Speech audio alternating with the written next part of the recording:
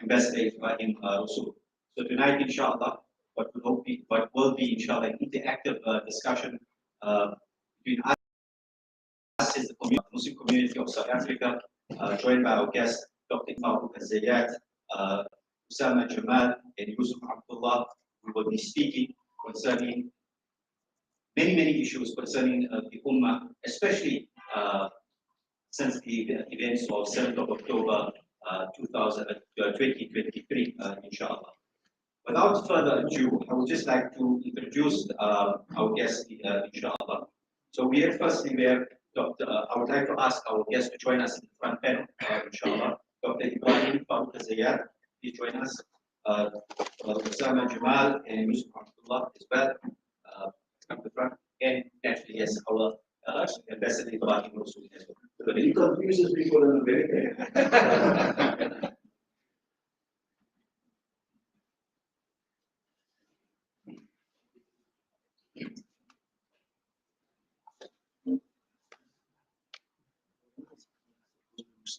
And the special request for the President of Waqf, to join us as well.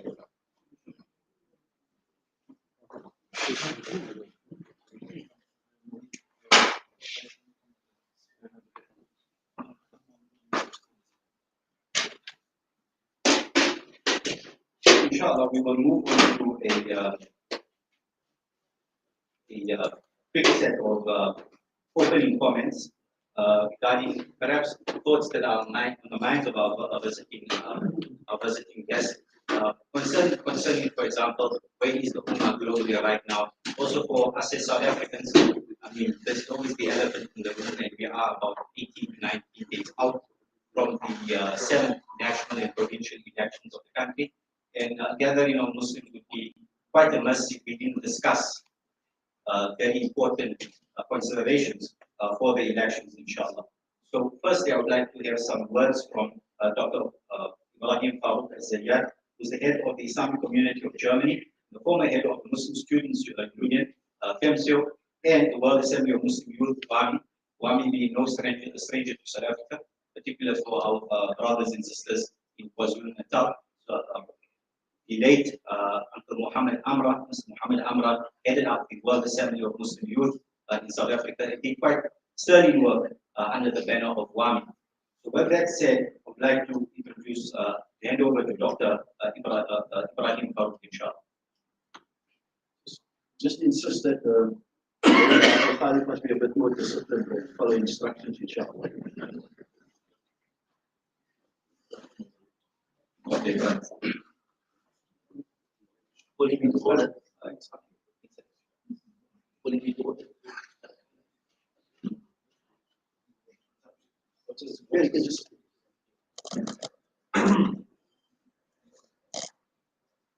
أعوذ بالله من الشيطان الرجيم بسم الله الرحمن الرحيم رب اشرح لي صدري ويسر لي أمري واحلل عقدة من لساني. السلام عليكم ورحمة الله وبركاته. First of all, I have to say that I'm really honored to be today with you here in Johannesburg to see the part of the Muslim community and Muslim leaders of Johannesburg here.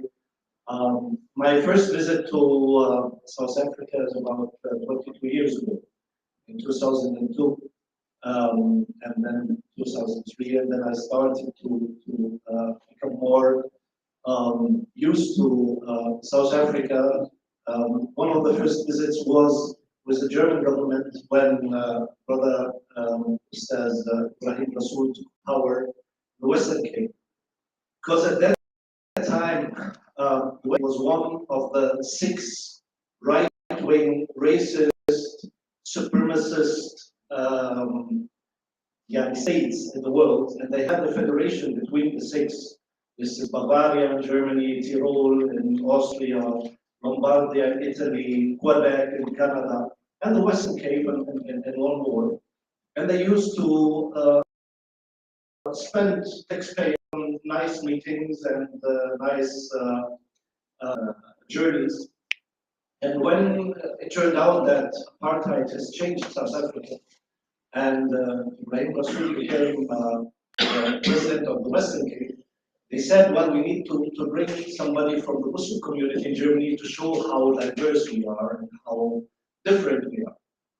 And then they came to ask me, at that time I was president of the Islamic community in Germany, whether I'm ready to join. And I joined, and I never regretted to get to know him and to get to know Muslim experience of South Africa that is really, really an amazing example and role model for the Muslim minorities in the world. No doubt that the South African Muslim minority is old, and it has a lot of connection to the people they live with. And I think this is, in the end, the success factor that Muslims in South Africa are really parcel of the wider South African society, that they are, that they feel South African and that they look at as South African. And this makes them quite unique. When we look into the Muslim presence in other parts of the world, and I come from Europe, no doubt that the majority, especially in Western Europe, has migration history. Also, despite the fact that the encounter between Islam and the West is 1200, 1300 years from the time of Harun al-Rashid. He has given the first present to King Charles at that time, which was an elephant. This was the first elephant to cross the Alps, and that he used to put in front of his army so that people are totally impressed by the power that he represents. Today, no doubt that Europe is divided into two parts, where as in the eastern part of Europe, we have Muslim communities who are born Muslims and who are in a majority situation, like in Albania or Bosnia or Macedonia or Kosovo. And in the western part of Europe, situation is different, where we are mainly in a minority position.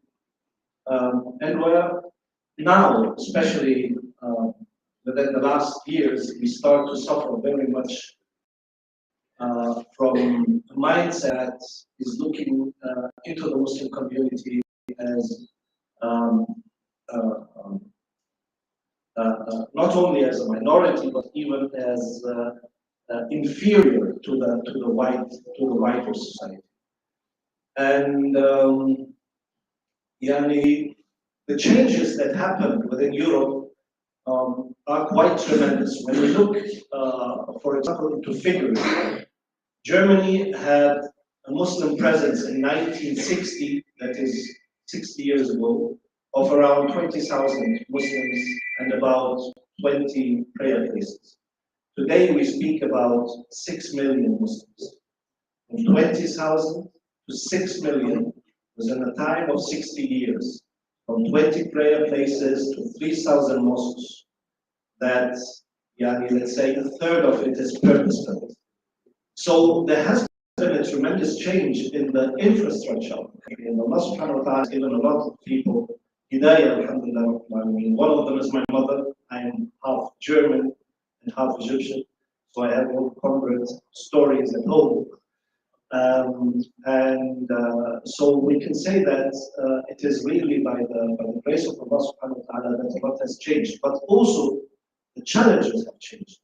While we were looked at as a minority that is, let's say, that use the example, the salt in the soup, okay? The soup. But when salt comes too big, then the soup afterwards, it's no more. You can't eat it anymore. And so many of the wider society feel that the Muslim presence has been too prominent and has taken too much of space. And this is part of life. Yeah? We have demographics in Europe that are not in favor of the old societies, if you put it like this. We have a lot of new people who came, who took responsibilities, and have added also to the GDP of the respective countries. I mean, today, if we would take out people of foreign origin from Germany, hospitals would close down within seconds because the majority of doctors as well as medical personnel is not German.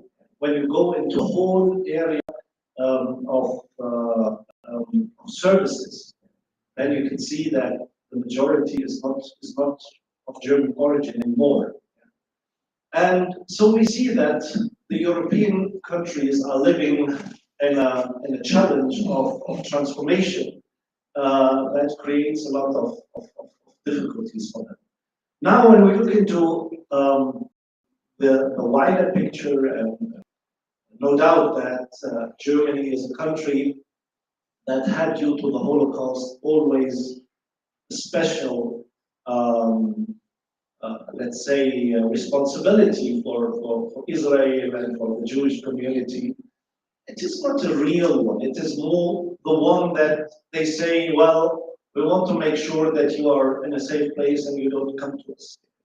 Stay where you are. If you're in Israel, is okay, and we help you. We pay a lot of money, and we make sure that we are not inflicted too much into things. But they never went really deep into questioning the reasons for the problems that happened in the last century in Europe. And so what has happened is a transfer of a European problem to the Middle East. And you had a number of people who came, and you all know the story of 25 years.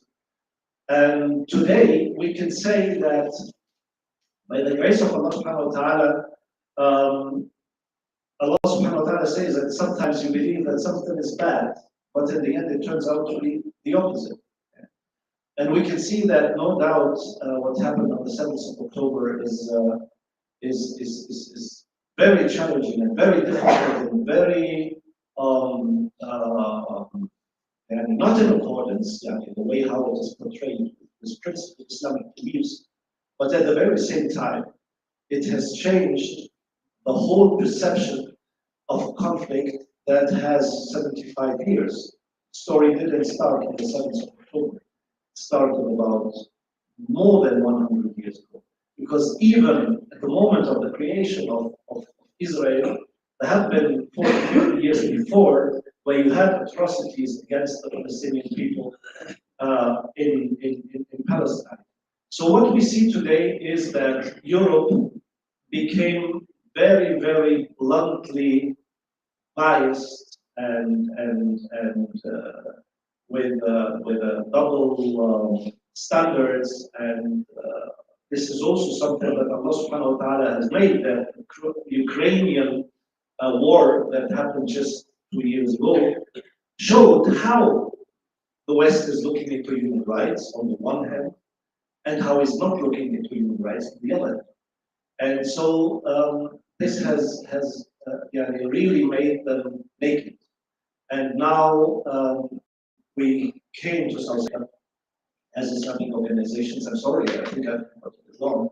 On a Kalimat al-Shukr mission, where we would like to tell the South African people, the South African Muslims, but also the South African government, the ANC, thank you for the tremendous efforts that have been made in Palestine at a moment where we see that all Muslim countries haven't done anything. And even those who are next to it, like Egypt or Jordan or Lebanon, pitifully did not do anything to help the suffering and oppressed people of Palestine in this difficult situation. So South Africa went forward and has given a shining example to human mankind, to the people, and also to the Muslims.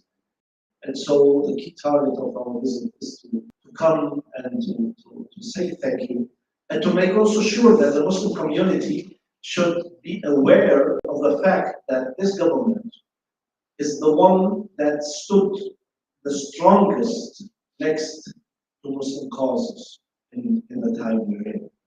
And so it is really very important that this government also maintains, because we don't have many friends when it comes to international sphere.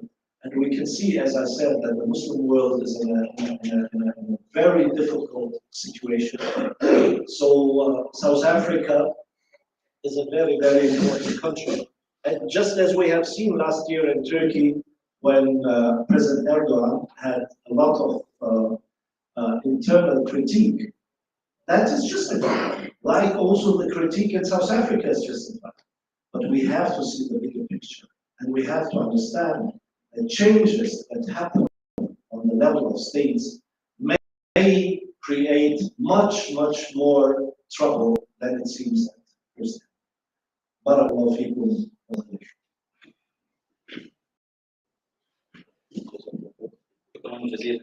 Dr. Ibrahim, for that very interesting commentary made by Dr. Ibrahim. If I reflect back to some works that I read many years ago, one of them being by the Professor Sheikh Ramadan, who will not be a stranger to many of us in the audience here today. He's also a specialist on Islam in the West. Very interesting comment made by Dr. Ibrahim, saying that if Muslims were to leave the West or they were ostracized in their society, that hospitals would close, because many countries in the West have become very, very dependent on their Muslim population for very advanced and specialized professions that keep their society running at all levels. And Professor Tariq Ramadan, reflecting back on what he had written, said that the Western conception of Islam and Muslims has always been very strange. In the medieval period, and even the period of the Renaissance, there was a time where the Islamic world was conceived as being perhaps very a bit too open, in relation to the Western mind at the time. This was quite conservative by today's standards. And in the 20th century and the 21st century, there was a switch where the Islamic world and the Muslim was looked as being too closed compared to the Western world. And now, between those two different pictures painted, we have a Western world that is very much dependent on its Muslim population, because that Muslim population understands very, very critically that the best of people are those that benefit their societies, that are of benefit to mankind. And Muslims living in the West, many of them growing up in the West, so they are sons and daughters of the soil of the West, have something very, very important to contribute towards the Western world. But without further ado, I would like to introduce our next speaker, Ustad Usama Jamal, who is the Secretary General of the U.S. Council of Muslim Organizations. The U.S. Council of Muslim Organizations is an umbrella body representing major national American Muslim organizations such as the Council of American Islamic Relations, CARE, or the Islamic Circle of North America, and including the Islamic Society of North America and many others. So without further ado, I'd like to hand over to Ustad Usama, inshallah. جزاك الله خيرا. أعوذ بالله من الشيطان الرجيم. بسم الله الرحمن الرحيم. اللهم لا سهل إلا ما جعلته سهلا وأنت تجعل الحزن إذا شئت سهلا. رب اشرح لي صدري ويسر لي أمري واحلل عقدة من لساني يفقهوا قولي. السلام عليكم ورحمة الله وبركاته. وعليكم السلام ورحمة الله وبركاته. I'm very pleased and honored to be in South Africa among brothers and sisters. And tonight, with all of you here, thank you for coming. May Allah subhanahu wa ta'ala bless you. And I'm so excited. Everything has exceeded my expectation, I must say. First, I would like to thank Ambassador Ibrahim Rasool for sending us the invitation. We did speak some time ago, and we had the pleasure of seeing each other in Azerbaijan, actually, about a month and a half ago. And we spoke briefly about visiting to South Africa and offer our thanks and gratitude to the government of South Africa for the amazing, remarkable, courageous stand they took despite the odds, despite the expectation of backlash in favor and in support of the Palestinian people. and he was gracious enough to work this out and to let us know that we are invited to South Africa. I also would like to extend my thanks and appreciation to our host, the Union of Muslim Scholars in South Africa, as well as the Awqaf of South Africa for hosting us. So thank you very much for this.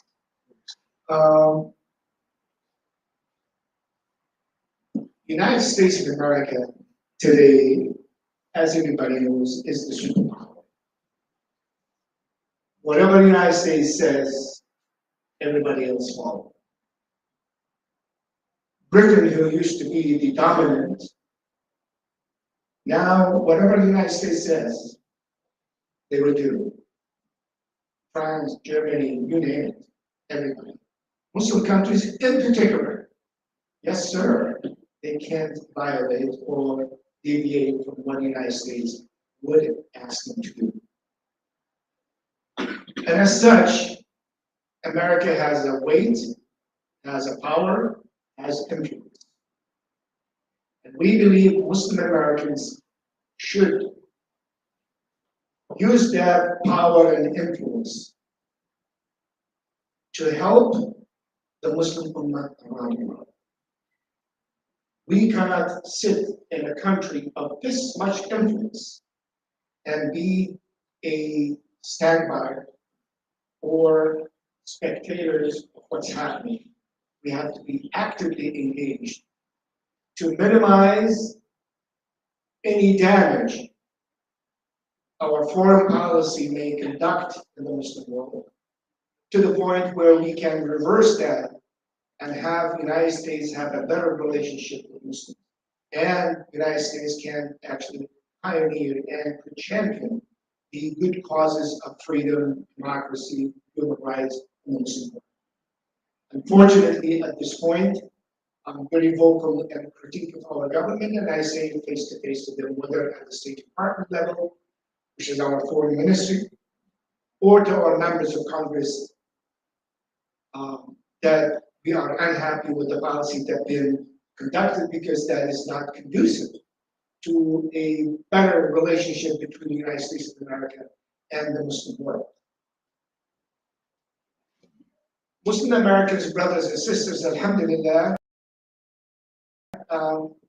just like in Europe, we are growing in numbers, yet far from being a very influential force in America, because we don't want to give ourselves more than what we deserve or who we are. But we are believing that we are going into the right direction. We are about 1 to 1.5%. If we want to go by what officially been said by a research company, we're only like 3.5 million. We don't believe that is a true number. We believe we are more than that. We're probably at least 5 to 6 million Muslims in America, compared to 320 to 340 million Americans. We're about 1%, 1.5% at most. Can 1.5% do something? Maybe not by our design, but by Allah subhanahu wa ta'ala's design. He creates opportunities and situations and provide it to us, and it's up to us if we make a good and wise decision to rise to the occasion and deliver on what we should and can do. And I'll explain that quickly. But Muslim Americans, we are very diverse, just like in Europe, as my brother mentioned. We come from all parts of the world. It is true Meccan, if you will. Probably more affluent in terms of the community than probably in Europe, only because America, to migrate or to come to America, you have to meet certain criteria in order to get the visa, because it's not that easy to really cross the Atlantic and come all the way to America. But we do have, of course, but by large, Muslim American is an affluent community, highly educated, doing not bad in terms of business and economic thrive. Alhamdulillah, we're okay. We can always be better, of course. Muslim Americans start to get some um, political places, I would say, because we can say, a big influence in politics, but we start to believe in engaging in the political activities. Unfortunately, way back then, they used to say it is haram to engage in voting and politics, which obviously was out of touch of reality and where we are. If you live in America, you have to live as an American. You can uphold your values and your faith, and this is something that is very good in America, and we want to make sure that it continues in America, the freedom of religion and the freedom of practice. So this is available to us, and alhamdulillah, we are exercising. We probably enjoy our faith and our deen and our practice in America more than we enjoy it in some Muslim countries, and that is the truth. We start to have people engaging in politics, and alhamdulillah, you heard about our first two elected Muslim women into Congress. And they are not just two Muslim women in Congress, they are troublemakers. And they are really shaking the Congress and shaking those who oppose Muslim rise in America. And the challenge remains and continues every single day. And alhamdulillah, again, there are more on a local level, because all politics are local, as they say. We start, and especially in the state of Minnesota, where Sheikh Yusuf is from, they are making good strides in political gain, alhamdulillah, on the levels of cities and councils and commissioners and other places. In some other states, we have mayors who are Muslims in their cities. So there is an uptick in political engagement and involvement, and that should give us hope that, inshallah, in the future, Muslim candidates can win elections. And America is big. America is a country. America is not a small country. We have 3 time zones in America that go from one place to another place. That's how much you can imagine. This place is very wide, and Muslims are spread all over America. But alhamdulillah, those gains are made. Islam is flourishing. We have probably getting close to 3,000 mosques in America. The last trend in our mosque is building a mosque from ground up, meaning an architect that reflects Islamic architecture. In the past, mostly either buying churches that are for sale or some buildings and we convert them into a musalla. Now it is part of the communities, part of neighborhoods, even some mayors. And I know the mayor of Chicago one time was telling me, I would love to see a mosque in the city of Chicago to reflect our diversity. That's how much it became. And of course, those elected officials may change, and some of them could be very Islamophobic, which unfortunately happened after this mayor. So things are changing. Islam is growing in the West.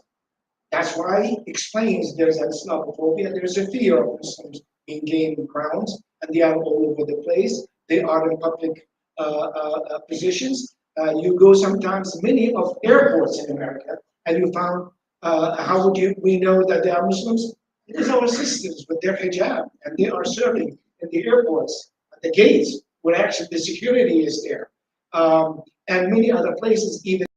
And when a president is at the time of Obama and now at the time of Biden, true that we have some appointments in some government and federal positions for Muslims, not to the level we want, not the level we can get, but unfortunately, again, our people are still learning how to leverage their support for campaigns and elections to get the maximum gain. We have to learn from our cousins how they do it. But we are on the track, inshallah, how to use and to maximize our gain during elections and what we can give in terms of what we give. We had the pleasure of having Ambassador Ibrahim Rasool back in 2016.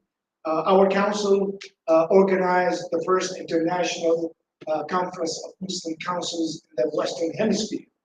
And we had our counterparts, other councils, from UK, from France, from Germany, from Spain, from Italy, from Denmark, from Norway, including Australia, South Africa.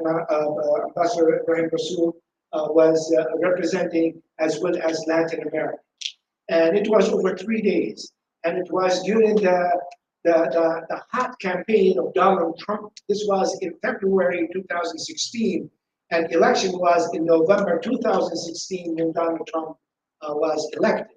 So we were gearing up for those elections, and this particular conference was very important conference that we brought our Muslim in the West to discuss their issues, because we have similarities as the challenges that we face together and the opportunity that we can share.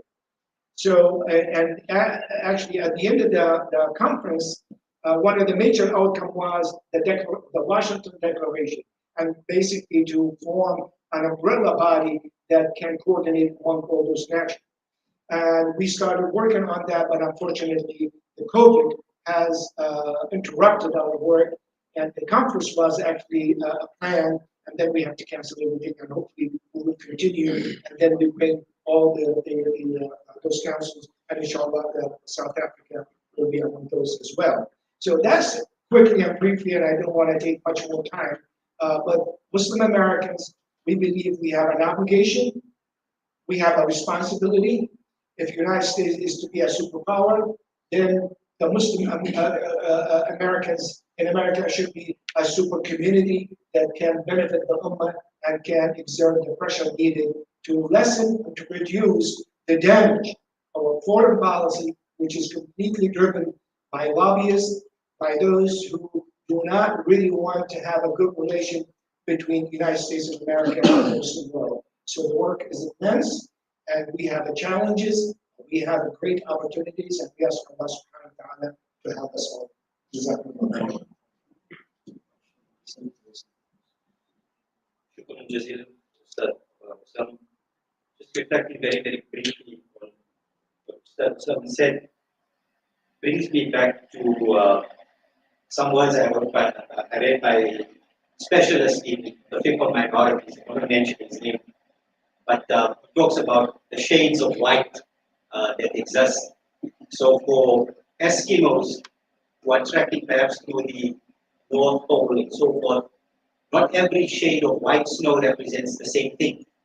And based on the shade of white, you can tell whether it's safe to cross, or whether the ice is too thin and one could slip and fall into perhaps a lake that's very fluid underneath the ice.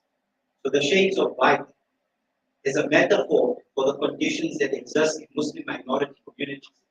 And there are definitely a lot of commonalities that exist, particularly between Muslim minorities in South Africa and in the West. There's a lot that we can learn from each other. But simultaneously, not all white is the same. As that specialist in minority fiqh constantly reminds us of in his book called Living Where We Don't Make the Rules. I'm not going to mention his name.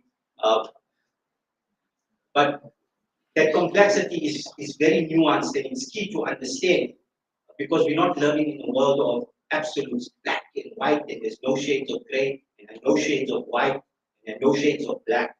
So with that said, I would like to hand over to our alim, Sheikh Yusuf Abdul, who's the Executive Director of the Islamic Society of North America. بسم الله الحمد لله والثناء لله والصلاة والسلام على رسول الله وعلى آله وصحبه وسلم أجمعين. وبعد, just inshallah, before I start, I want to just make a correction that I also did today, right? So ISNA, I'm not representing ISNA, I'm representing IAM. So IANA and ISNA. So the difference is the S and the A. So I myself, when I'm typing the computer, I just hit the S instead of A. So it's a you know it's a mistake that happens. It's fine. So IAMA, Islamic for Islamic Association in North America, is one of the so-called umbrella organization, mostly for the East African community in the United States and mostly Somalis. We have about 40 centers in the United States in 16 states. We're also a member of this great coalition of USCFO, led by Brother Osama, Jazakallah. Most of what I was supposed to say was said by my brother Osama, Jazakallah. It's much in-depth knowledge of the politics and the movements in the United States, and he has been there way before I got there. I was in the United States for the last 24 years, and I can say more than half of my life. But Alhamdulillah, Osama knows in depth more than I do. Just want to say a few things more. First, Jazakallah khairan, and for the brothers who invited us, Jazakallah khairan, thank you so much. The Waqf, the ulama, the South Africa government, the people of South Africa, Muslims of South Africa, mashallah, really great. South Africa, and really, it's dear to us. You all are dear to us, alhamdulillah. We're very proud of you, and you made history that no one else can make. You know, there are first things first. There's a book called Tarikh al-Khulafa, History of the Khulafa, by Imam Asiyuti, rahimahullah. So for every Khalif, when he, tells the story of a Khalif, he also talks about the first things that he did. أولويات عمر أو أوائل عمر, whatever Umar started first, and then all the Sahaba or the Khulafa. So this is your way. The first country, entity in the entire world that took Israel to court. That's not an easy thing to do. Governments cannot do that. And they cannot dare to do that. Because they know they will be shunned, sanctioned, hit with, kicking out as some of our doctor and the ambassador Ibrahim Rasool was saying, they could be kicked out of many places of United States, could kick them out of many groups of the corporations, commerce, all of that. But they defied all of that. That defiance, no one can have that except South Africa. So this you're aware, right? Put it in record, put it in history that you were the first who said no to Israel, no to the foreign policy of the United States towards Israel and Palestinian issue, no to the injustice that has been happening for over 100 years. As Dr. Ziad and Dr. Ibrahim was saying, Palestinian plight did not start October 7th, 1967, or 1948. It was way before that. When colonial British came to the Middle East, and they came to Palestine in 1917, I should say, and they took Quds. They never let it go. They gave it to another, very brutal, very extreme, which is Israel, to continue to brutalize Palestinians. It is a dagger. Is a dagger in the heart of the Muslim world that is left there to be kept there. It's a colonial power. Israel is a colonial power. It is not a country that is fighting for a freedom. It is not. Zionism is a continuation of the European colonialism in this part of the world. And if we understand that, then we have the history. The colonial history in Africa, in Europe, in Asia, we all know that. We know what they did.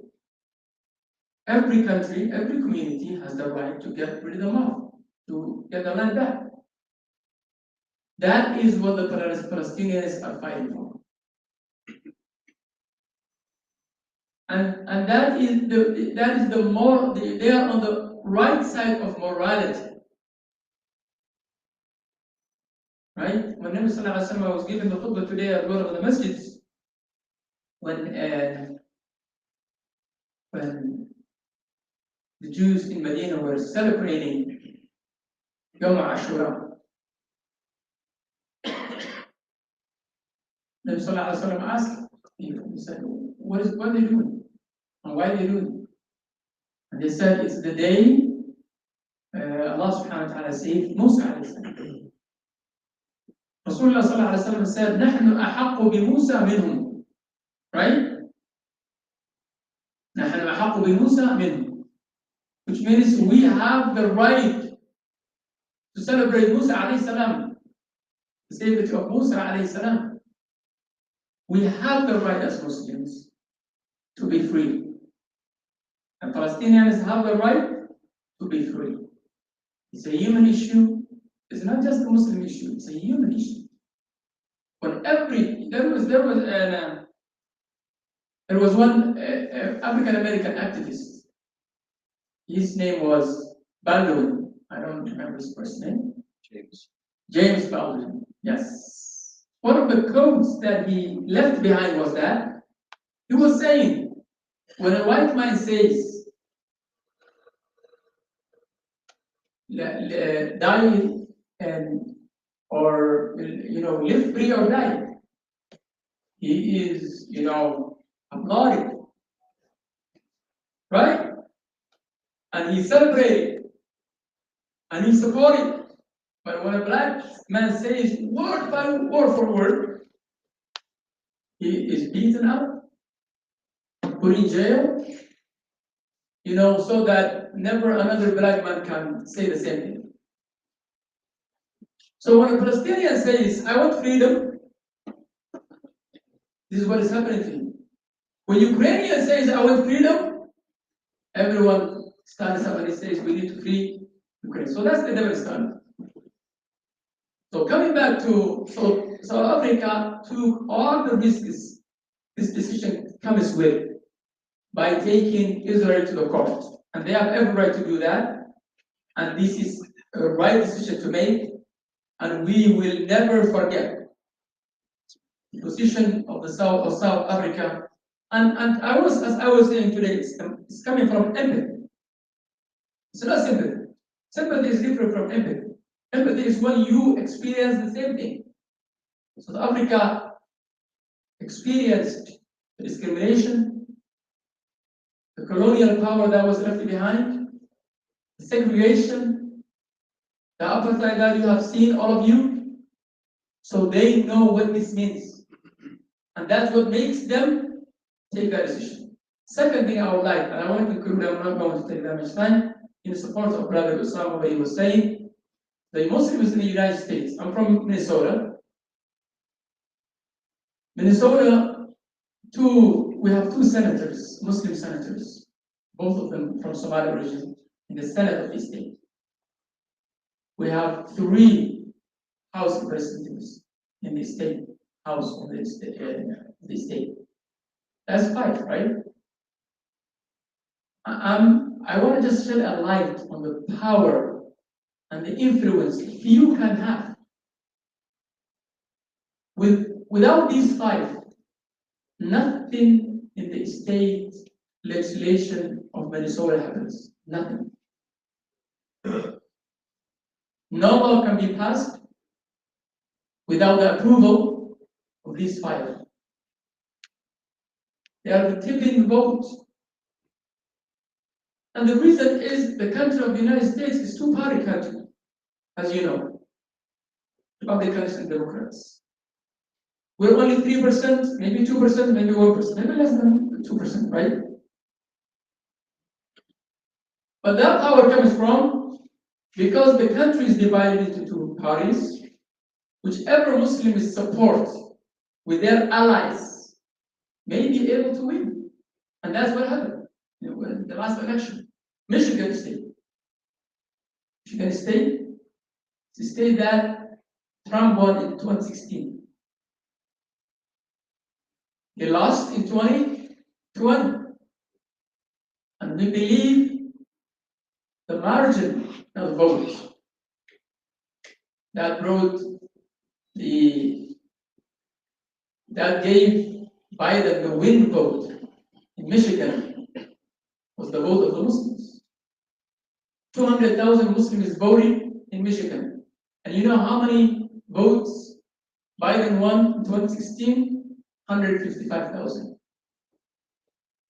You can tell, they make a big difference. Now we have a dilemma. The dilemma is, are the Muslims going to be voting for Genocide Joe, or Trump, or someone else? We never had that dilemma. Last time was like, we know what Trump is, we know who he is, Islamophobic, he banned us, he said so many rhetoric bad things about us, we cannot vote for him. So the alternative was Joe Biden. But now, I'm not sure we did not make that decision yet. But how can you do that when over 30,000 Palestinians were massacred under the watch and the approval and the supplies of weapons of mass destruction from the Biden administration? So we have that dilemma. Concluding, I'd like to say, inshallah, as Muslims in the United States, yes, we're a small number, but also, alhamdulillah, we're very effective. We're not there yet, but we're very effective. The Muslims blend in the society without losing their faith. I believe that. As an imam, as a sheikh, as a leader of a major Islamic organization in the United States, I believe majority of the Muslims in the United States are people of faith. Alhamdulillah. They have iman and they are keeping their deen. Of course, in every community you will have outliers. But alhamdulillah, that's the case. We also have influence in our workplaces, our schools. Now the demonstrations or the protests in the schools are led by Muslims and non-Muslims both. Whites and non-whites, all of them are coming. So what we need to do is to have more influence in the American society. We're part and parcel of it. We're Americans. At the end of the day, we are with the United States government on many levels, but not on foreign affairs. Not all on foreign affairs, but on the Muslim foreign affairs, Palestinian foreign, Palestinian issue. We're not with that, and we're not alone. There are so many Americans who are waking up to the injustice that their government is doing in that part of the world. People who are in shock and saying this cannot happen. The devil is standard. And the approval of what Netanyahu is doing. There are so many people who are angry. It's not just the Muslims. So we need to, as Muslims, to leverage on that, and also have more influence. Finally, I would like to conclude, inshallah, brothers and sisters in South Africa. This is my first time coming here, and I would like to share with you just one or two advices, very quick. One is, you are an example of other Muslim communities, minorities in the world. You're very effective, very influential. The places that you got, the integration that you made, the history that you have is really amazing. Continue that legacy, unify yourself. Be together. Wherever you go, don't divide. Don't divide yourself. And also, this time of this election, I'm not voting. I'm not a South African. You know that, right? I can only suggest something. What I suggest is think about Palestine. You can wait for other things, but think about Palestine. Do not sit out. Do not say we're gonna sit out and we're not gonna vote, because if you don't vote, you don't exist. When you vote, you count. If you don't, you don't count. So inshallah, jazakumullah khairan. Again, thank you for hosting us, and for the ulama who welcomed us, jazakumullah khairan. Assalamu alaikum.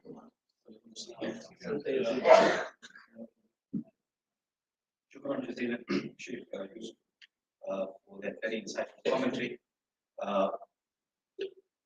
It's very telling that considering where South Africa is and where the United States is, if I may say, is that as part of our Palestine solidarity activism in South Africa, and let us be very honest with ourselves as a Muslim community, we have been day one with Palestine, even during the anti-apartheid struggle against white settler colonialism and racism in this country. That is a fact. The Muslim community of South Africa has stood with our brothers and sisters in Palestine from day one. And very early in that solidarity, in South Africa, South African Muslim activists were championing the cause of Palestine from day one, was saying that Zionism is racism, and that Zionism and Judaism are not necessarily synonymous. They're not necessarily the same thing. You can separate one from the other. And we have been saying this consistently.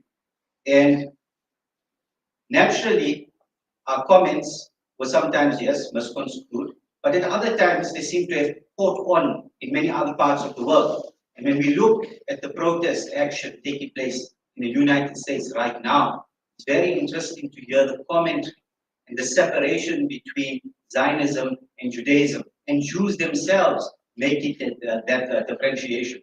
This again proves how Muslim minority communities can learn from one another. And as I introduce our next speaker, Dr. Ismail Adam Patel, who is no stranger to South Africa's shores, is the chairperson of the Friends of Al-Aqsa, is the accomplished author, writing very, very interesting books that all can take this moment to also shed some light as a handover to Dr. Ismail Adam Patel to say that there's a lot that we can learn from Muslims who existed perhaps a century ago that Dr. Adam has written about concerning how they engage very changing circumstances in their country. Now, Dr. Ismail is the author or translator of Naqsh Hayat, which is the biography of a very great Muslim scholar of the Indian subcontinent, Sheikh Sayyid Hussein Ahmed Madani, rahimahullah, was quite a genius in his conception about citizenship and how he would engage a very, very change in India. So with that, I hand over to Dr. Patel. Sure.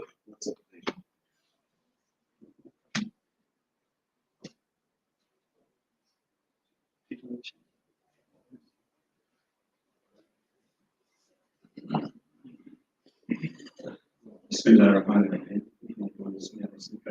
أعوذ بالله من الشيطان الرجيم. بسم الله الرحمن الرحيم. سبحان الذي أسرى بعبده ليلا من المسجد الحرام إلى المسجد الأقصى الذي باركنا حوله لنريه من آياتنا إنه سميع بصير. Respected scholars, our brothers and sisters, Assalamu alaikum wa rahmatullahi wa barakatuh. I was not expected to be speaking here. Just came audience to learn really. And so bear with me as I formulate my thoughts. But what Maulana mentioned, and seeing the gathering that we have here, most of them are Muslims and most of them are Muslim scholars, I think we need to remind ourselves of our role is and how previous scholarship tried to meet the challenges of their time, and particularly the challenges to Baitul itself. And of course, one of those greatest scholars, or two greatest individuals, have played a pivotal role, and Nuruddin Zingi and Salahuddin Ayyubi. Of course, they provide us with some semblance or ideas which we can reformulate in our context. And I think it's very, very important and pertinent for us to look at their works, their lives, and their sacrifices, see how we can ourselves extricate from the position that we find ourselves in. If we look at Nuruddin Zingi, who's really a mentor, a scholar for Salahuddin, between them they formulated certain principles. And one of those principles was the reformulation and diffusion of Sunnis. If you look at his life for the first 15 years, they dedicate themselves to establishing the understanding of faith. The establishment of Nizamiya comes into that through Nizam al-Mulk. The works of Sheikh Abdul Qadir Jilani is taught in this, the scholars from his madrasa are the teachers, and the works of Imam Ghazali is taught in Islamiyas. So you have a new crop and growth of Muslims who are now directed, in which they have a deep basis of their faith itself. And that understanding, I think, is very important.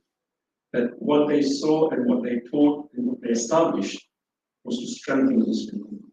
We have to ask ourselves, as scholars, as how we are directing and how we are making our congregations and our fellow Muslims consider what is faith. Is faith protecting the fellow Muslims, wherever that Muslim might be suffering? Or is faith about simply having bricks and mortars and building inside? Is faith investing in individuals or institutions? And these are the discussion I think we need to have. And I have not really given any answers, but I hope we can take some board and start discussing. And that's the first lesson I learned from them. The second lesson is the political unity. By political unity, I don't mean uniformity. In their times, there was massive city-state issues which today are replaced by nation-states. Most of the city-states collaborated with the Crusaders, and that's why it was possible for a few hundred Crusaders literally walking to come up to Jerusalem and murder 70,000 Muslims within the prisons of Muslim life. It was the collaborators that made that possible. Today, of course, that has been replaced by nation-states. If we now look at the life of Salahuddin, he spent 13 years of his life, 13 years from the time Nuruddin passes away, comes from Egypt, where he's a governor, to Damascus, takes the mantle of the Sultanate, and then tries to unify from city to city. There, Damascus, Aleppo, Hims, and Hindus, 13 years. All this time, by Nuruddin or Salahuddin, one thing that doesn't happen, and we misconstrue their lives, they never confront the Crusaders. There's no battle up and by Salahuddin against the Crusaders. That most of his life is spent not confronting the Crusaders, yet preparing to meet the Crusaders. That's the difference. Are we doing work to prepare ourselves and our community to meet the challenges? Or are we taking one step too fast before we can? I think that's something very big from their life. Because in their history of Salahuddin, there is only one battle that he fights against them. But by that stage, you have the battle of Hattin.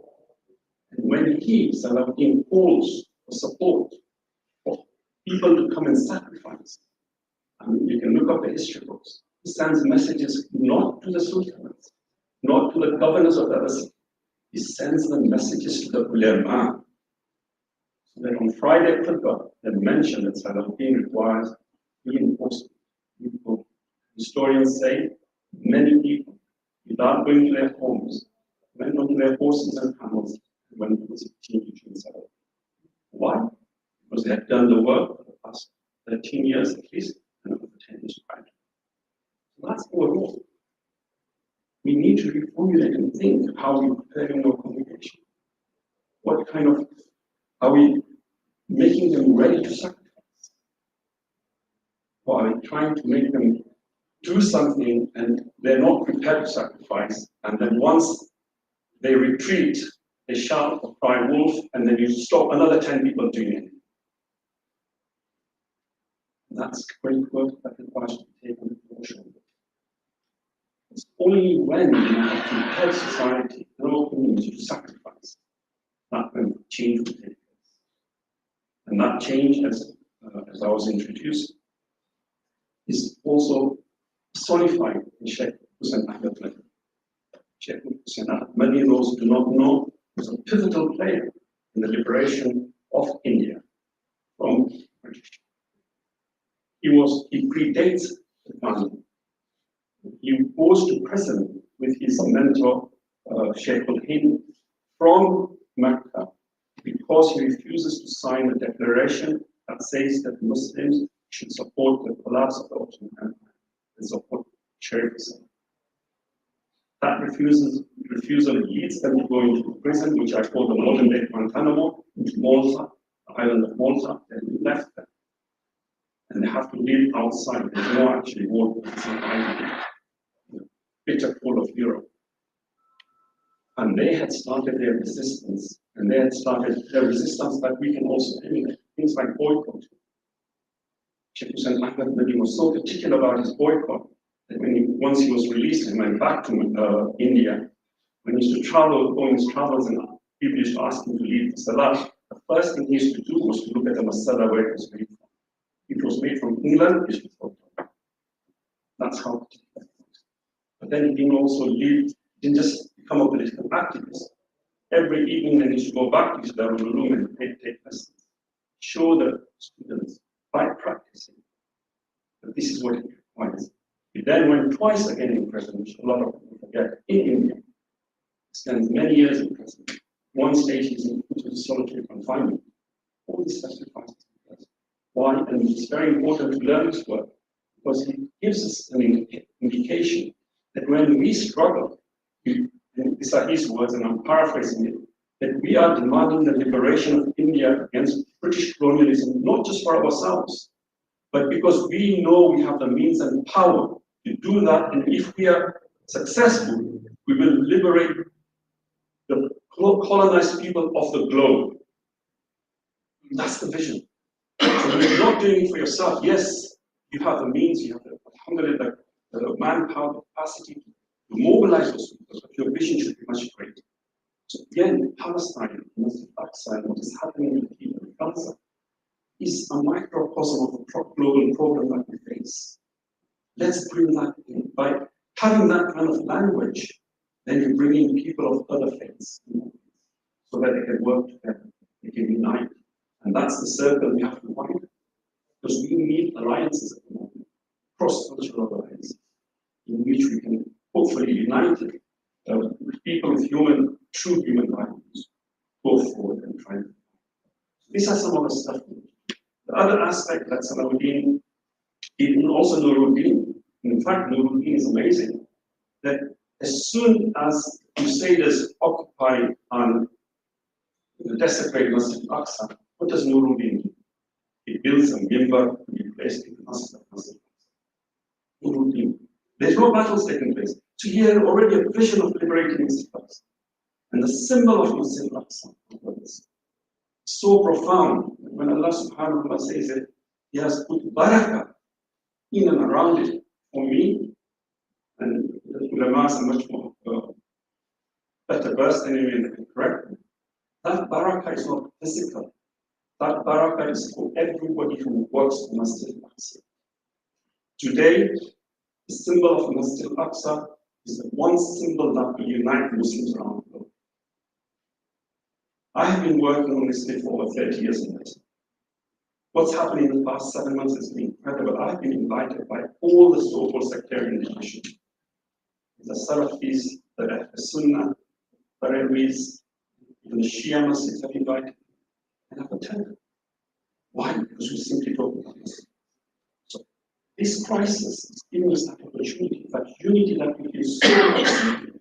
So let's build it.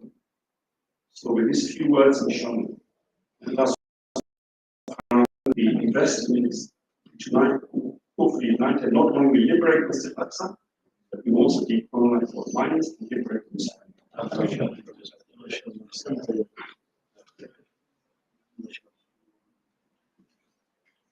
Shukran Jazeelan, Dr. Ismail Patel, insightful commentary. Unity because of diversity, not unity in spite of diversity. That's the message I understand, the core message that I understand from Dr. Patel, inshallah. Without further ado, we will be moving over to a quick reflection by that author and that specialist on Muslim minority issues that I said I wouldn't name, where Ambassador Ibrahim Rasool, inshallah, as a specialist in Muslim minority issues, will reflect on some of the commentary our panel shared, and then also engage them in some conversation concerning the comments and also where Muslim minorities are in this critical time, inshallah. And because Ambassador Ibrahim Rasool is a disciplined member of the Muslim Ummah, we will not be using this opportunity for electioneering, but we wish you well in this electioneering. Over to you, Ambassador.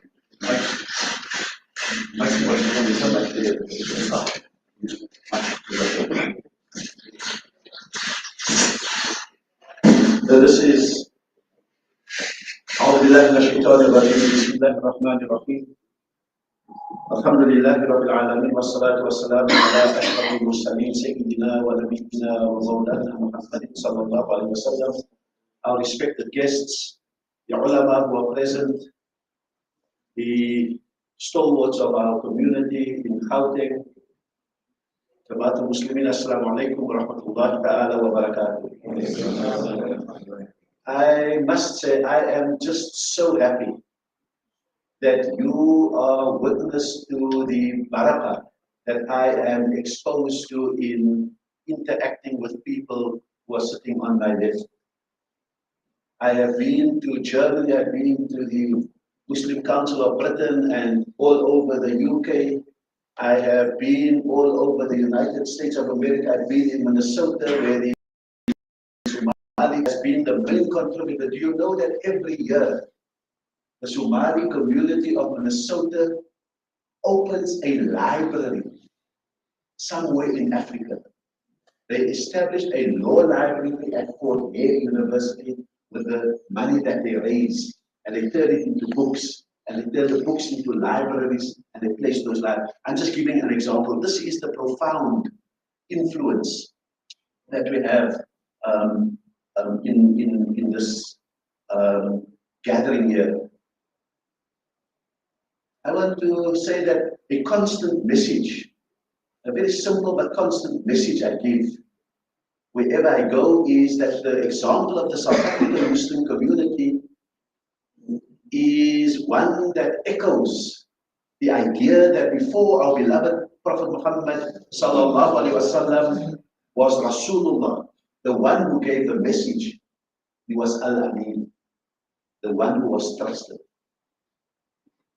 So many want to give the message, but don't have the trust. And the trust of the South African community can be, and the dividends could be looked at over 4 phases.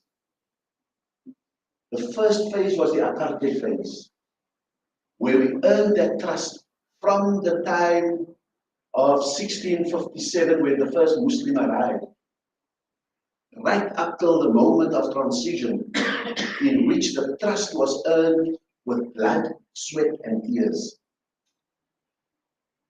And by the time the transition arrived, and Nelson Mandela said, we're going to be free, are the Muslims ready?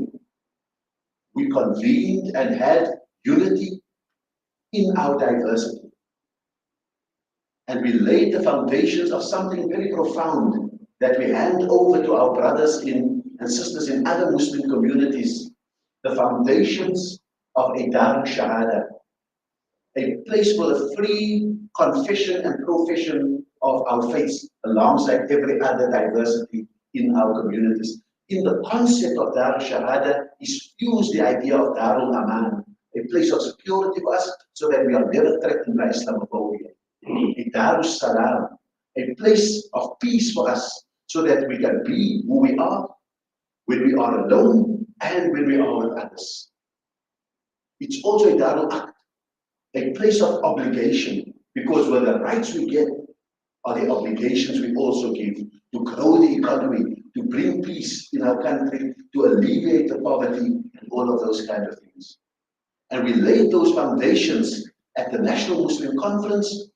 It was successful. We took it to the National Interfaith Conference, and from the National Interfaith Conference, it was handed to the constitution makers who put that in the constitution. And the third phase was the phase of governance. Across the world, people to my left were surprised when Nelson Mandela announced his first cabinet and 9 people of Muslim origin were in that cabinet. The first Chief Justice, Ismail Mohammed, was the Chief Justice of South Africa. The second Auditor General, Shaukat Fakir, was Muslim. And so we can go on. I think throughout all of that, we saw the dividend of trust in blood, sweat, and tears coming through in various ways in how we participated in this life of South Africa. Those who were merchants and had shops became industrialists. Those who were ambasmannen, artisans, became subcontractors and contractors in Cape Town.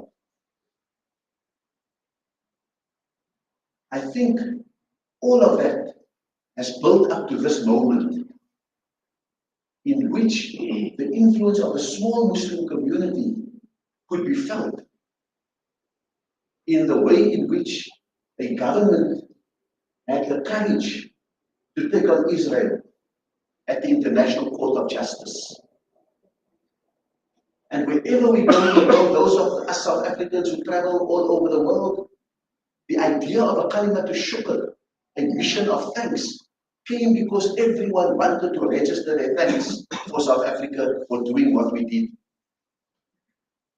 And I want to say that South Africa did not effect the ceasefire. We did not stop Israel from bombing hospitals and universities and houses. We did not stop the killing because it continues. But what we did was that we changed the narrative. Israel as the victim of history, is Israel the perpetrator of a genocide today? Israel as a defensive war became Israel as an aggressive occupier. The Palestinians as subhuman terrorists became the Palestinians as human beings with flesh, blood, and souls. And that's the inspiration that has caused the fire that goes from campus to campus, from street to street, even pushing back Muslim leaders who were lining up to normalize with Israel. And they're learning in the story that Ustad Osama and Sheikh Yusuf tells is of an American Muslim community, despite the smallness of their number, learning from South Africa that we are not just a religious community, but we are also a market. We have buying power. And increasingly, we are also a swing vote, as they described in Michigan and even in places like Minnesota, Atlanta, and other places, North Virginia, where Muslims play a pivotal role. So that's the role that South Africa has played.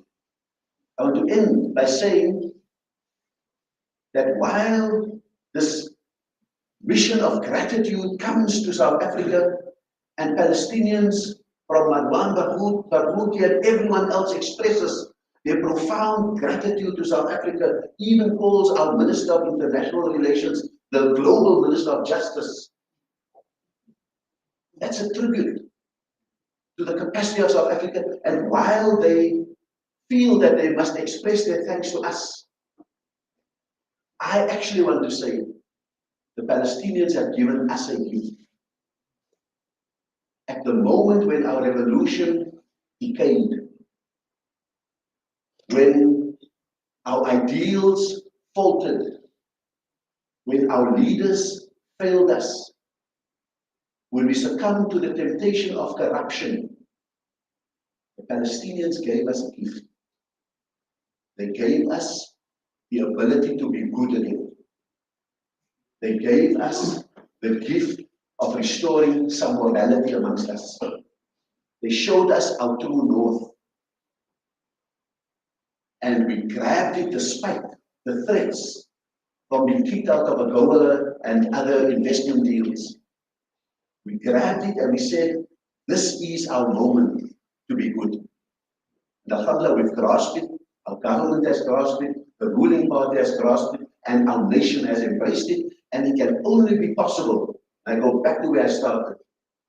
Because we did the hard work of being first Al-Amin, so that later when we gave the message, it fell on fertile ground. So that, I think, is where we find ourselves. And maybe at this point, where is Anwar? Should we open up for? Will you? Jazakallah khair. Thank you very much. شكرا جزيلا President.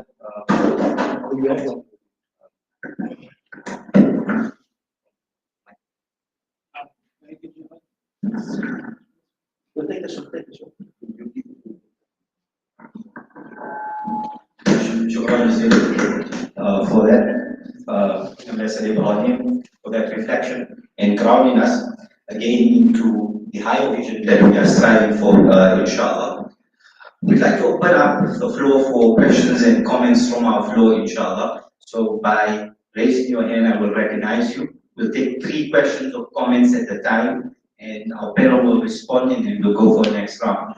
I would like to request from respected brothers and sisters in the audience, if questions and comments can be as succinct as possible, so that we can gain the maximum benefit from our esteemed panel tonight.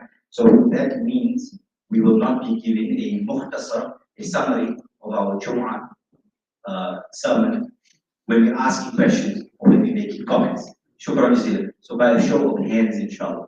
So I recognize Mr. Abu Bakr Karolia, Sheikh Muhammad Kola, and Mr. Faisal Kitkodia for the night. In that order. Shukran.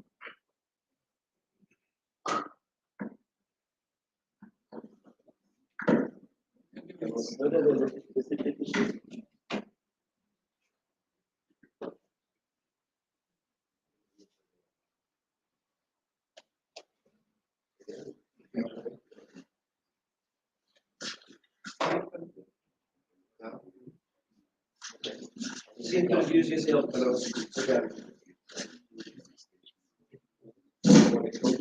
Thank you for your wonderful work.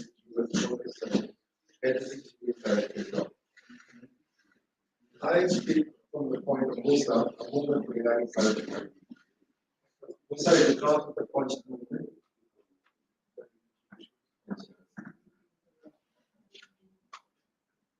I believe the idea of conscious movement worldwide today is not transformative.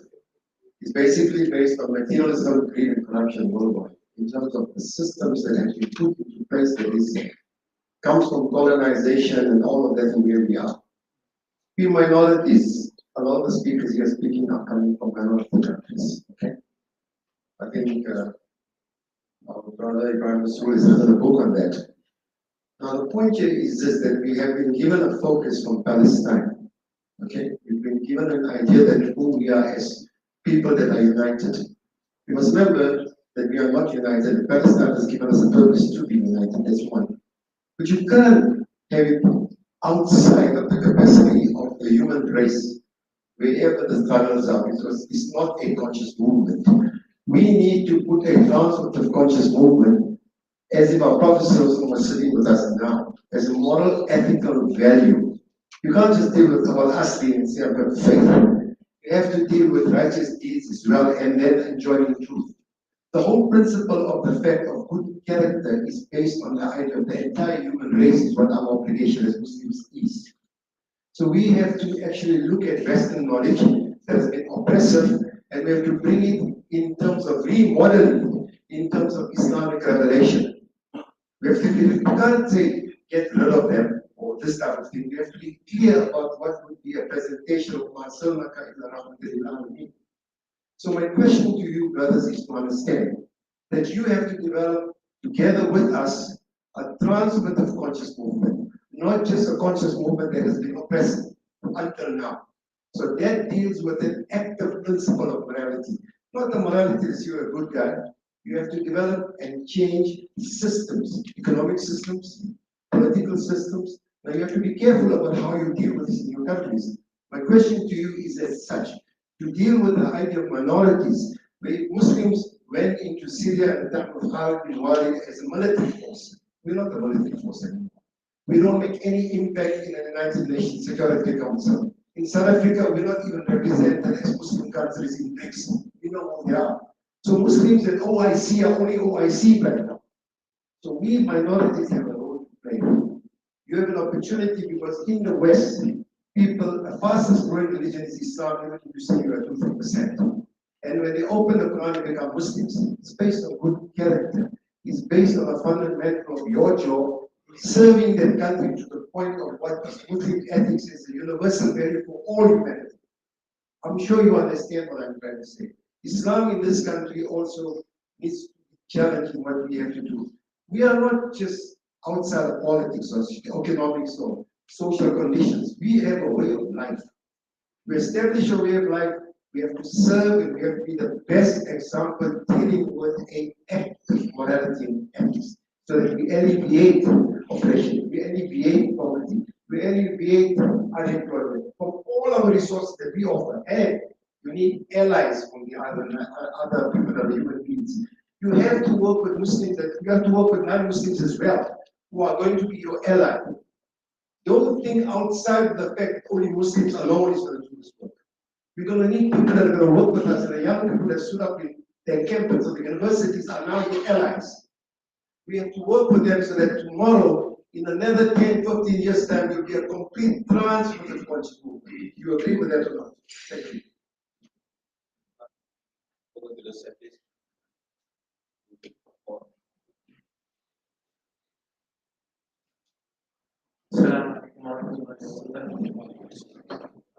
Firstly, Jazakallah khair to the respected panelists. Very informative, very interesting. A question for Mr. Osama from the US. As you've noted, the US currently enjoys primacy in terms of international relations and politics.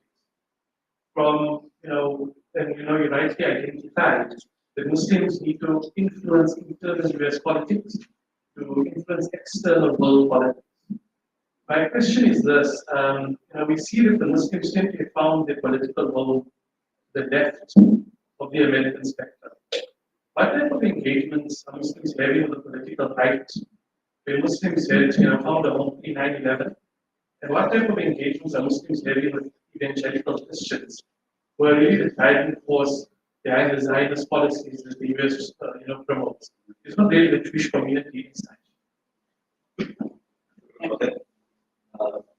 Mr. Please.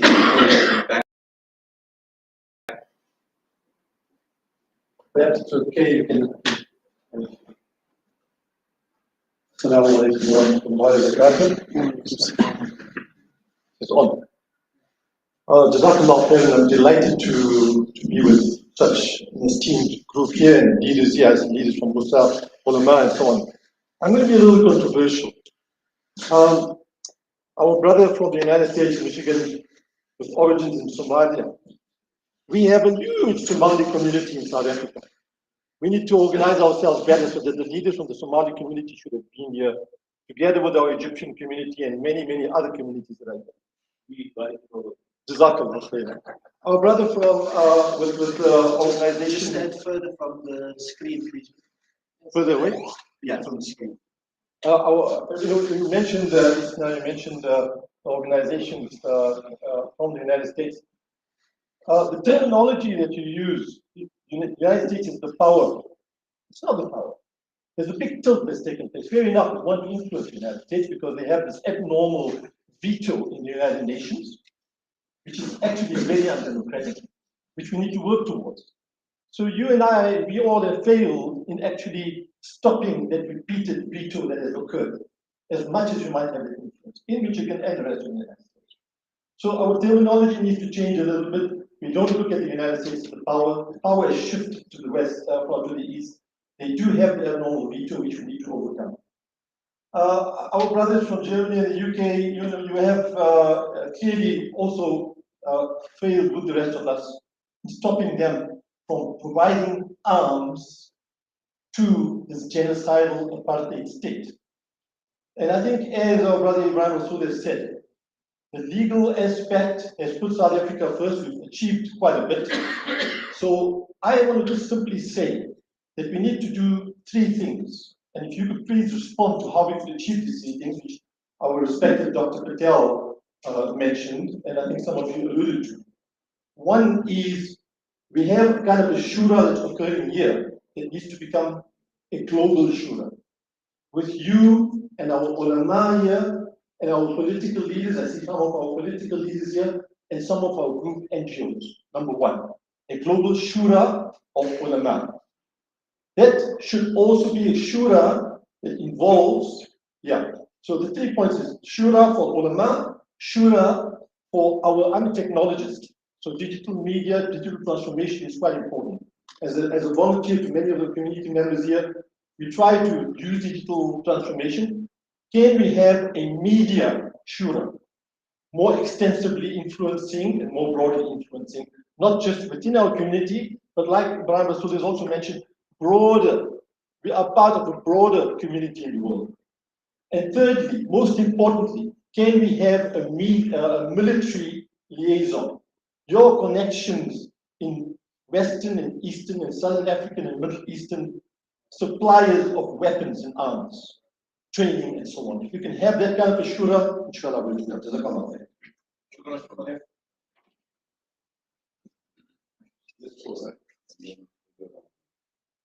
We will take you in the second round.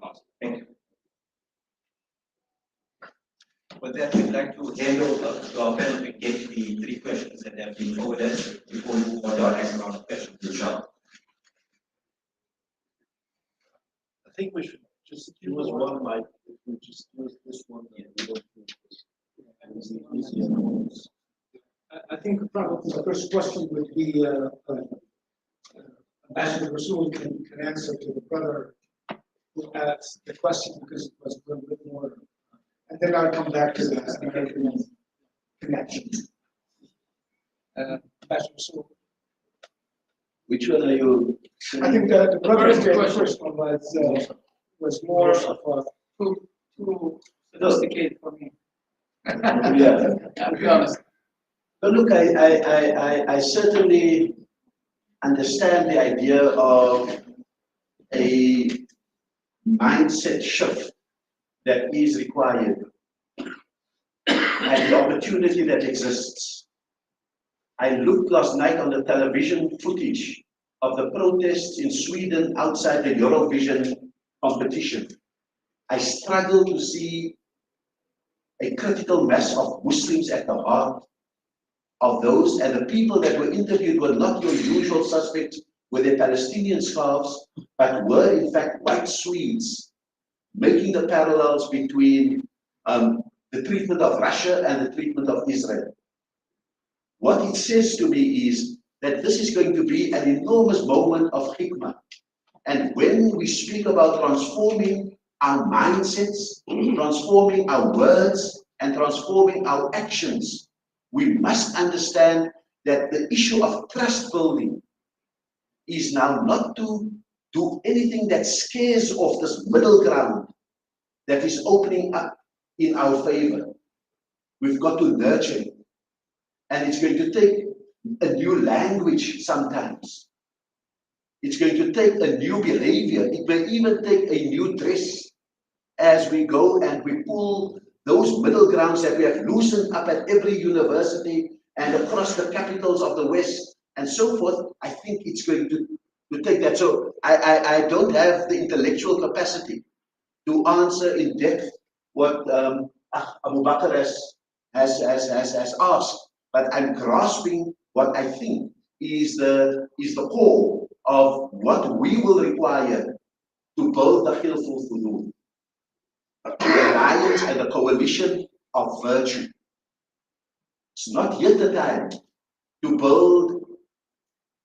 to supplement tremendously the ummah of believers, but we can build the Khilful Fudul, the coalitions for virtue, because the seeds have been planted, and it's beginning to grow. I just want to, before I hand the mic over, I think it is useful to think confidently, Faisal, that we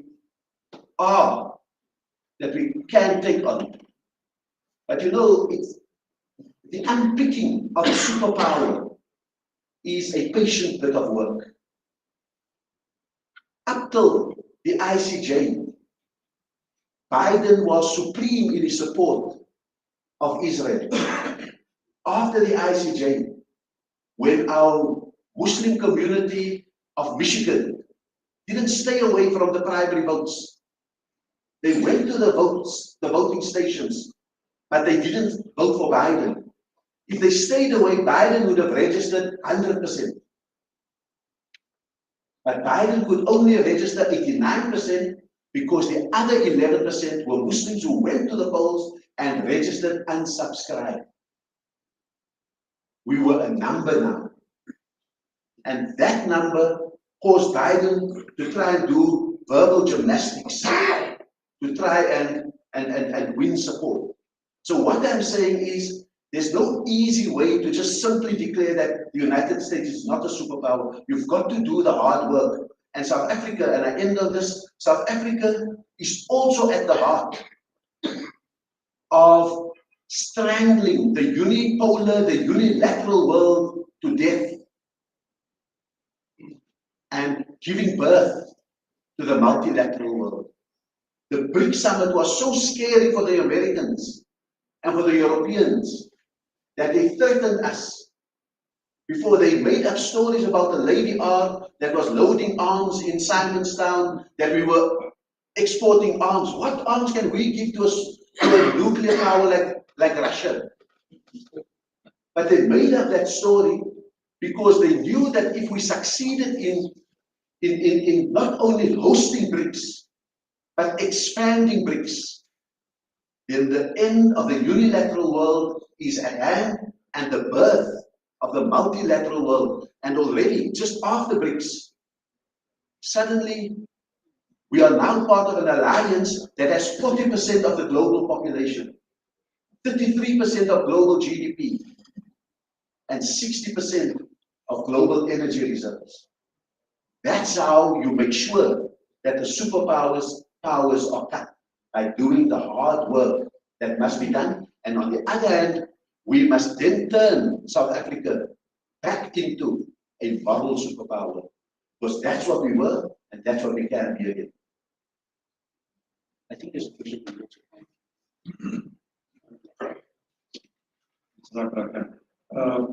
I just want to reflect on some of the questions and how they've been posed.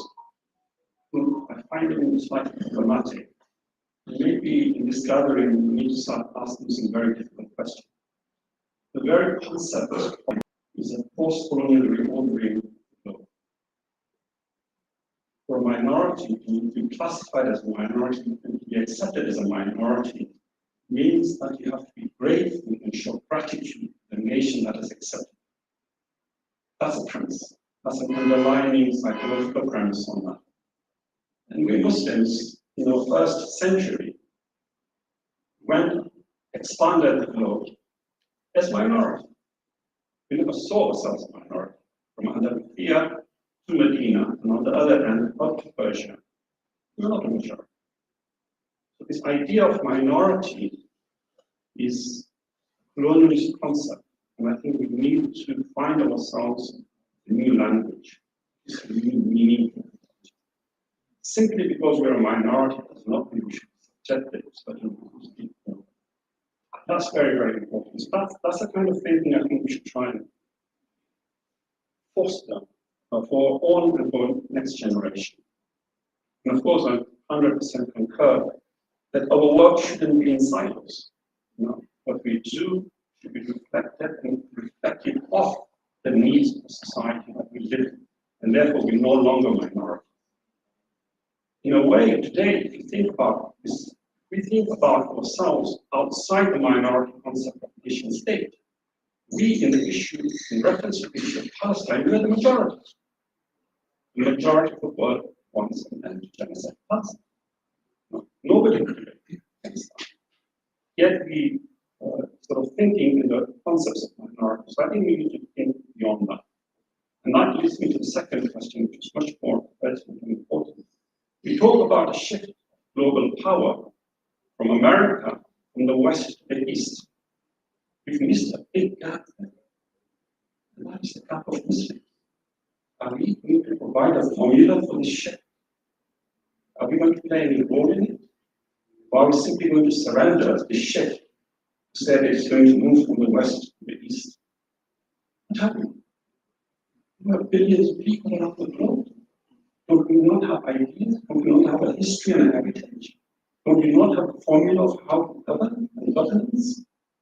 Don't we not have an economic structure? We should be thinking along those lines. We are the ones who should be moving into that space. We should be saying we are the ones who will be taking that position. Why are we already surrendering? And this can only happen if we work the rest of the time. It's very difficult. I'm not giving the solution, but at least if you start thinking about that, that would be the first step. So let's go along this line and definitely be ambassadors for the group, as ambassadors mentioned. But you know, we need to be that light, and we need to have our own fraternity, from our own heritage, propose ideas. Let's see if we can.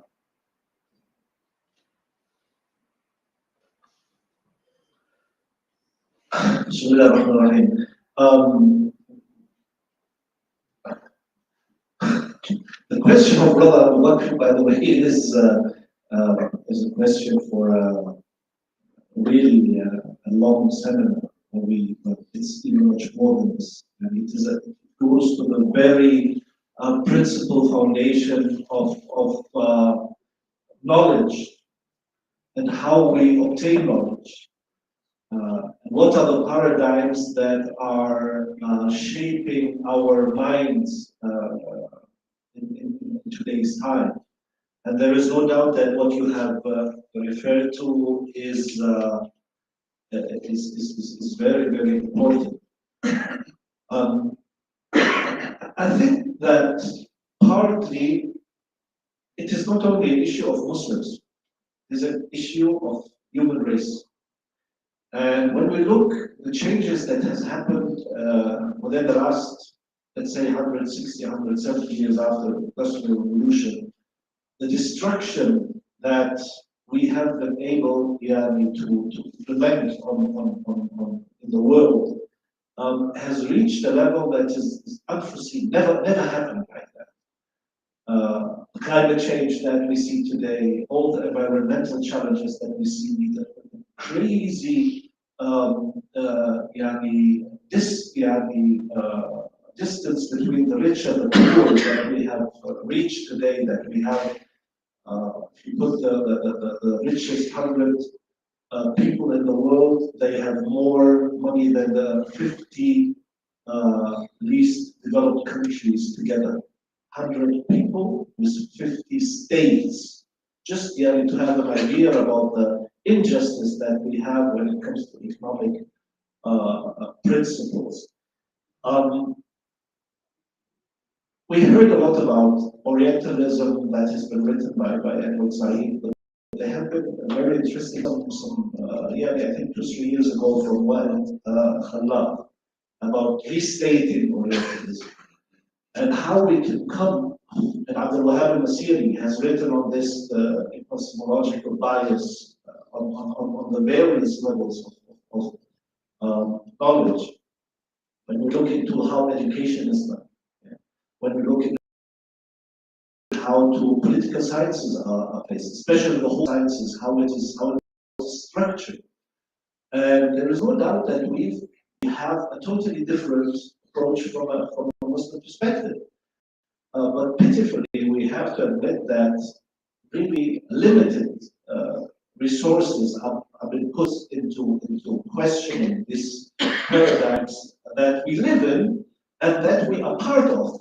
Because when we are severe looking into our own lives that we have as Muslims, as Muslims, how much we oppressors or oppressed.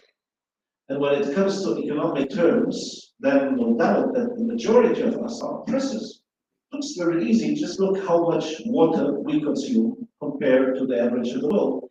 How much we use electricity or other resources wise compared to the rest of the world. When we look into the stuff that we wear, words that, and when I look into this, we are now in an Islamic environment, and what do we use? We don't use reusable cups. We just throw it away. This is how there is a challenge, really, to live according beliefs that we have to understand and then also to implement. So I feel that we are really in a mess. There's no doubt about this. But it is important that we understand this. And when we are trying to ask, and the question was very harsh one, what have Germans or Brits done to prevent the genocide to happen? We have not been able to change the governments from sending arms. Well, we have to accept that. We don't have to accept, we have to realize that there is a huge power disorder in the world that we have to work on. But in the end, Allah subhanahu wa ta'ala has given us one important thing that they can forget. So that in the end, we are responsible for what is within our own reach. And so in today's I have tried to focus on 5 things when looking to Palestine, what we could do. We have demonstrations. There's no doubt that some say, well, why do you do it? What is the benefit? If you see how much effort has been put to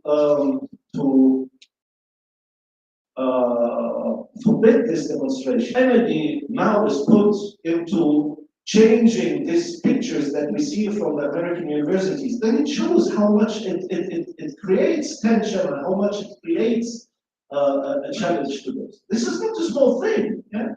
You have if you see how much they invest to change public view, and this is something that we do very easily sit there. The minimum that we could do, and our youth are.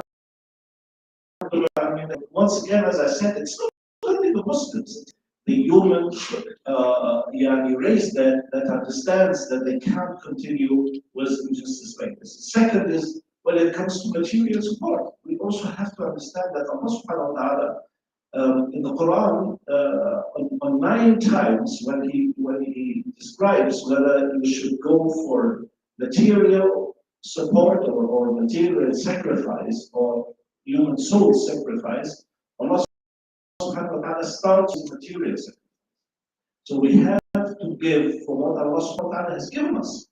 Be really clear about this, not just the rest of what we have. Yeah? It is something where we should look into deeply how we would like to be in the forefront of this. Third is when it comes to media. Also today we have such huge opportunities by social media, by other things, where you could do with one was even is a channel. Yeah? You channels, you have opportunities, especially young people, where you change conception and perception in a special thing.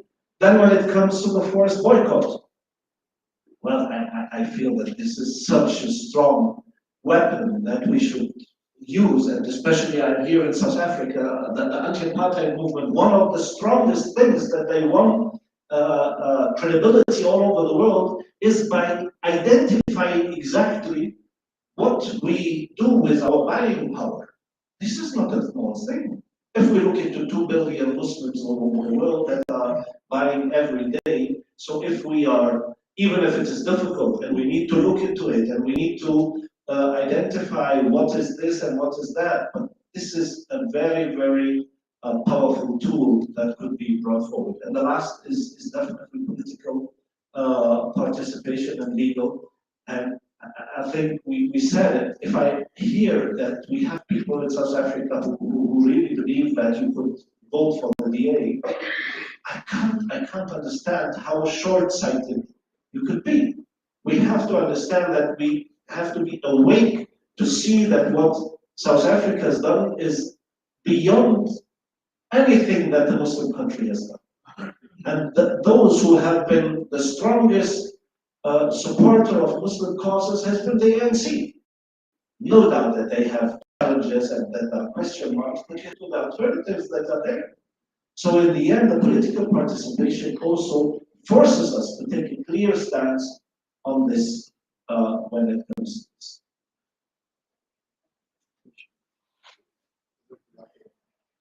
First of all, I would like to thank our audience to ask us easy questions. Because it took three speakers, top speakers, to answer the first one. I'm tempted to indulge in this one here. Yeah, but I'm going to refrain because I'd like to answer some of this here. First of all, brothers, Americans, I'm sorry to say that. I cannot, you know, sugarcoat it. Yeah, I cannot sugarcoat it. I cannot reject that for one reason. The whole world voted for ceasefire. Yes, it's no, and it was a no. The whole world voted they want to have recognize Palestine as a state. The United States says no. So it wasn't. Today there was a new thing. Yeah, today. But, yeah. So the point is, it is a powerful tool to recognize. Even when Canada said they're not going to send some weapons, and some other countries they said, okay, we're going to hold weapons. If the whole world stopped weapons, only the United States give Israel weapons, Israel is going to do a devastating blow to the Palestinians. This is the facts, it's the reality, and we're trying to deal with the realities. That's what it is. Yes, we can, inshallah, look at our ummah, we can look at shifts in powers here and there. I do fully support President Erdogan's call for the world is bigger than five, and I think Muslim countries should be among the Security Council who has the ability to stay then country to be there to represent Muslim world, and whether we agree that Turkey or anybody else, I do see us that Turkey to be, you know, at this time would be more eligible to represent with its power and economic presence. But that is not beside that problem. The issue here is that the brothers ask a very big question, which is the politics in America. Traditionally, Muslims were Republicans. They were not Democrats. We were with the conservative views of Republicans all the way until George Bush. We voted for George Bush. And let me give you a little quick here. I don't know, maybe something similar here in South Africa, doing a party or not, I don't know. But in America, African Americans, they prefer Democrats. Democrats, in their policies, to spend on government-sponsored services, and that benefits African Americans. So African Americans, they prefer Democrats over Republicans. We prefer Republicans because they are more conservative. They align with our values, Islamic values, you know, about abortion, about, you know, family values, and these kind of things. Democrats are more progressive, more liberal, you know, that kind of thing. Until the time of George Bush, we voted for George Bush. But unfortunately, immediately after that, and George Bush, during his campaign, until he won the election, he was good with Muslims and Arab in particular. In his interviews and, you know, on television, he was speaking some good things about it. Until 9/11 happened, which was during his time and early years of his time. When 9/11 happened, of course, it was a devastating blow for Muslims. But one thing he did, immediately went to a mosque and he said, you know, what those did had nothing to do with Islam itself. So that was kind of immediately absorbing the shock and the backlash from American people. Yet still there was some, no doubt about it, but for the president to come out immediately and speak from a mosque was extremely important for us. When I compare this to Joe Biden, when 7/11, when October 7 was not even an American issue, was not an American soil. He stands up, he speaks all for Israel and nothing about Palestinian and American Muslims. And guess what happened? A child, 6 years old, being stabbed 26 times to his death. That shook the entire country. And we held a press conference. The child is from our cities, and the Führer was in our mosque. And we had a press conference. National and international media was there, and I squarely put the blame on the president. I said, this president had the responsibility of not balancing his speech, and he kind of encouraged those who have some inclination to be Islamophobic to attempt and kill this child. So the president has a moral responsibility in this. Now, let's go back to the politics.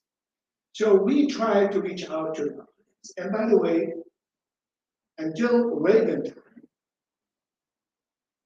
Republicans were not that much of a evangelical driven. During Reagan time, that was the first time evangelicals started to get into the Republican Party and start to have some grounds. And then came George Bush, the father, after Reagan, but only for one term. And that's when the Zionists, which it seems to me, the evangelicals believe that Jesus Christ would not come to the world until it is built in Jerusalem. Probably you all know that. And therefore, they have an obligation to support Israel to build that temple so that Jesus could come. At that time, there was a show, it's called Nightline. And the host named Ted Koppel, that became a rising star of night show during the Iran embassy, U.S. embassy case, when Khomeini came back to Iran. So he hosted one of the evangelical leaders, and he said, "Why do you support?" Because they know evangelicals are Christians, extremists, and all that stuff. Why do you support Israel that much? They said, because they have to build the temple and that only Jesus Christ will come in the temple. I said, okay, now when Jesus comes, and what happened to the Jews in the Holy Land? They said, well, it's going to go to Christianity and became Christians. I said, okay, but they are Jews, and what if they don't? He said, they will have to kill them. And that made a big roar in America. And at that time, Sharon was prime minister. So it came like, you know what? Let us build the temple. Support us to build the temple. When Jesus comes, then we can talk. So basically, this idea that came into the Republican evangelical, and when George Bush, the father, after the Iraq invasion of Kuwait, and he was able to assemble more than 30 countries, mostly from the Arab and Muslim countries, to go against Saddam Hussein, was a major shift. The price for that America was happy with those that they came along with them and protected their interest in the Kuwaiti oil, is that we're going to do something for the Palestinian issue. And you remember at that time the Madrid, conference that, and then also after that came. Now, I do remember very vividly when James Baker was the foreign minister or state, the Secretary of State, we call him. Israel wanted to have loan guarantees for settlement. He said, we will not give you a loan guarantee unless you stop the settlement. And there was some dispute, and he said, whenever Israel is ready to call us, this is our number 2 or 2, we gave it. Israelis, they felt that was very humiliating to them. And they think like now, because of the Iraq war and the countries, even Syria, stood with a coalition that was built to go after Saddam Hussein at the time, that maybe some shift in the support to Israel may occur. And by the way, during also Israel invasion to Lebanon in 1982, in the summer of 1982, but then came all the way to Beirut, the capital. That was the first time ever Israel went into an Arab capital. Reagan was not happy with the way that Israeli army behaved in Lebanon. And until today, we remember this was the second time that has to talk about the Israeli armies and their behavior in conducting their wars and using American weapons. So at that time, there was a fear of shift. And that's the time after Reagan and George Bush took only one term, although he won the war against Iraq and he made a huge change. We never thought that he would not be re-elected. It was only one term. Then the second term came Bill Clinton. Now, yes, Bill Clinton. So it is that the influence of evangelical started to build through the Zionist movement in there and the lobbies with the Republicans who became very receptive to accepting their ideas. As long as you support me, we will be able to win elections. And when they saw that they changed, because with Democrats, there's no chance that they can do that kind of alliance, because Democrats, they do not believe in the kind of religious outlook of this. So what we have seen here is more concentration on the Republican by the evangelical, by the Zionist movement, with the evangelical, until they really became very strong. And of course, 9/11, with all the question mark on the way it happens and everything, there was a shift now in the policies of the Republican Party towards the Muslim community.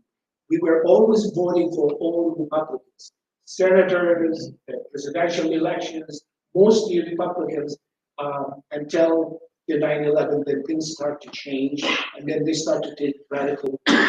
Now, we still agree that there are certain policies that the Republicans are closer to us than Democrats. However, Democrats, they rely on minorities, the Latino minorities, now the Muslim minorities, the LGBTQ minorities. Those are their biggest, and that's why they are more lenient on the undocumented from Mexico, from the Latin America to America than the Republicans. So it was natural for them to support Muslims now after 9/11 and to champion their case and be able to bring their votes to them. And that's how the shift in Muslim votes started to take place and to tilt more into Democrats than it is more Republicans. Now, obviously, after Bill Clinton, and then we thought that would be a good time, where we can have, actually, even the Democrats, one of the worst listing of Muslim terrorists was during Democrats. The list of watch list of Muslims traveling was during Democrats. Although we thought that Democrats would be more helpful to us. It's kind of really complicated when it gets into some of these details. So we have that kind of how to work with. Until today, we would like to break some barriers and reach out to Republicans. This Trump is nonsense. We're trying to see some other, Republicans. I mean, we don't have to go all the way only the president, because that's the only thing. There are many things local are very important for us. Look at Congress. Today, maybe about 20 Democrat progressive, they are really making big change and pressure on Biden himself. They call the squad, So we can work on members of Congress. Now, we would like to get some Republicans, but there's going to be a little bit of another shift in some of them to be able to do it. Right now, all Republicans, if they want to win, they have to get the endorsement of Trump. And that is a sad situation again. Things are really complicated. We are having allies That's why we are making some gain in some places. By the way, Brother Ibrahim Zayed mentioned that it is unfortunate that Jordan, Egypt, and Lebanon there have not done anything with the Palestinians. Yes, Egypt and Jordan did not, but Lebanon did. And with them, taking quite a bit of heat, on South Lebanon. I'm Lebanese, a disclaimer, I have to say that. But there is a shift. This student movement truly ignited the spark of a new chapter in Americans' history, because it was the student who changed the Vietnam War, and we believe now this student uprise and protest may make a shift in the policies, or at least in the public opinion, which we see it is changing. You see, just like Pharaoh, he tried to kill all the boys of the children of Israel, and he kept one who really, took him out. They wanted to stop the students' protest in Colombia, and they did it in a wrong way. That spark actually became much wider and much bigger today. So every time يريدوا ليطفئوا نور الله بأفواههم الله متم نوره ولو كره الكافرون. So we know that thing, but still we have to do a lot of work in order to make it. It was a long answer. I'm sorry. I'll be quick, inshallah.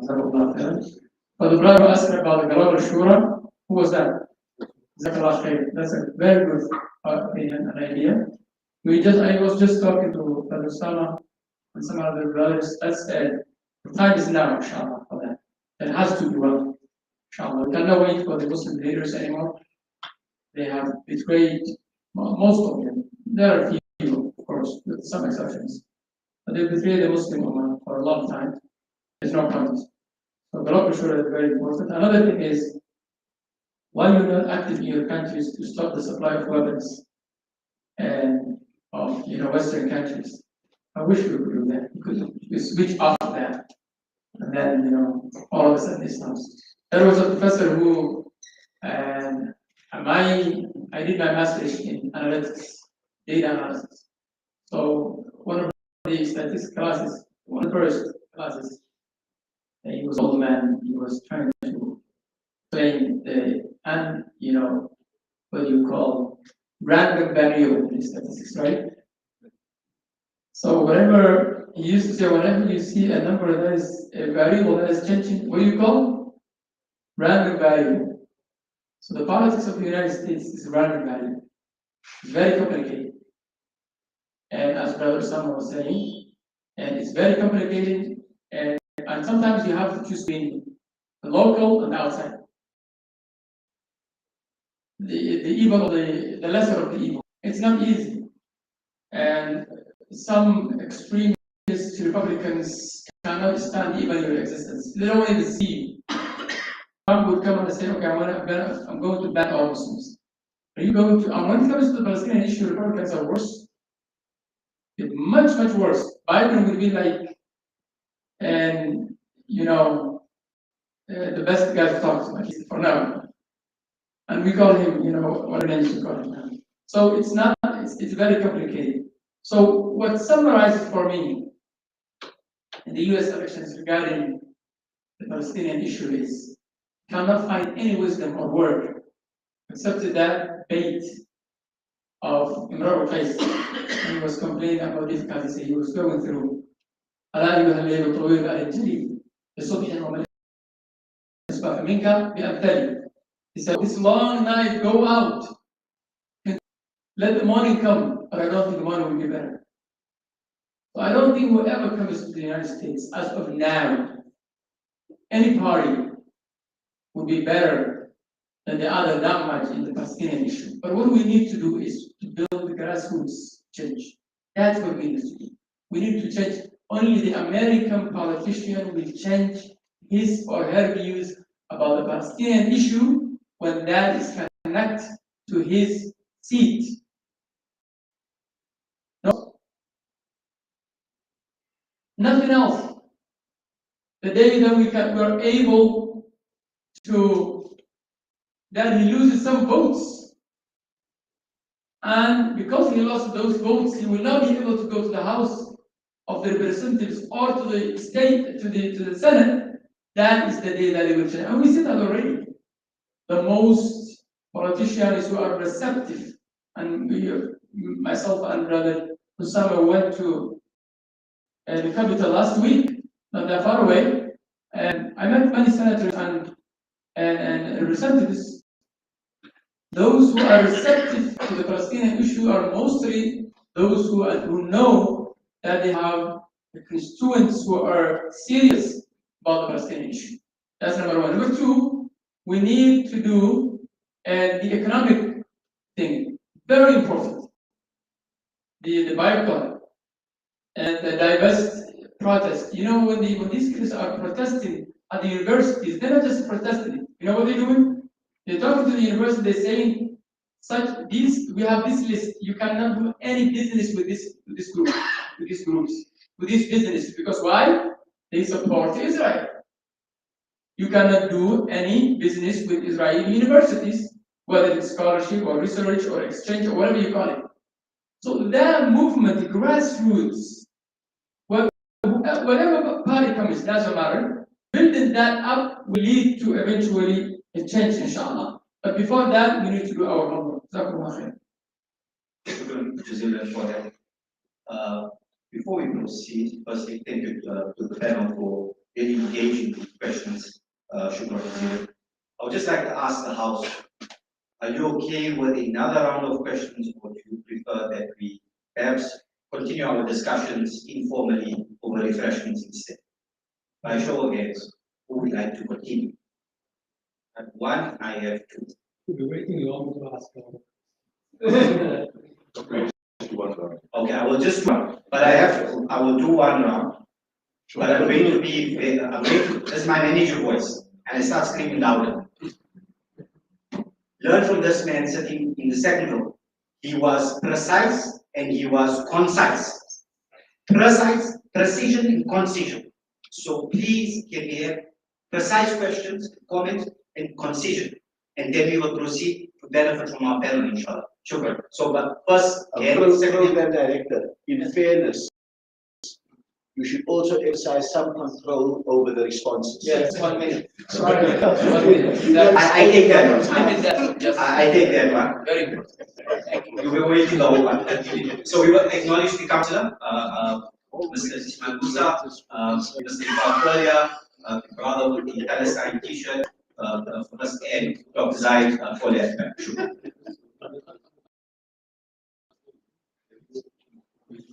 Assalamu alaikum wa rahmatullahi wa barakatuh.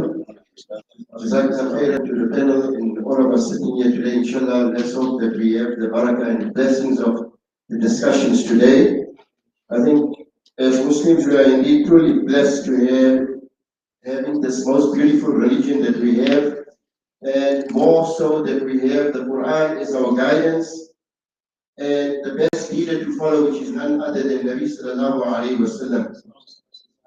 So, may Allah bless this beautiful gathering of powerful Muslim leadership in finding common ground of a strategy to ensure we really start emerging as a powerful emerging nation as Muslims. So, are we really indeed that united force as a Muslim Ummah? That is the question. Are we in a capable position to say yes as Muslims in the world that we are this powerful nation? And I can prove otherwise because we have failed in Palestine. And that is the reality. Our Muslims don't have their land. With 2 billion Muslims, we really need to understand the fundamental aspect of our being on earth.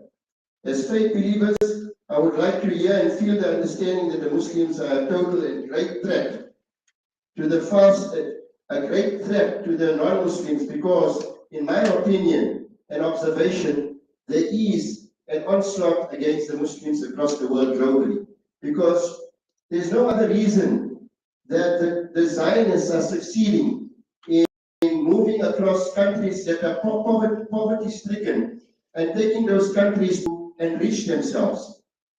It is time the Muslim Ummah stands on its own grounds, and it has its own strength. It has a beautiful religion. It is the most powerful religion. We underestimate it, we underrate it, and yet we have the power and the resources to do so. Economically, where is our strategy? So we need to understand some of those questions. It is time to introspect seriously our standing globally, really and truly, factually speaking, as Muslims. We are on the losing side, allowing the Zionists to succeed with enrichment of land, enrichment of wealth and resources, and they've strategized very well. It's time for our Muslim Ummah to unite with gatherings like this and make this successful. Jazakallah Shiraz.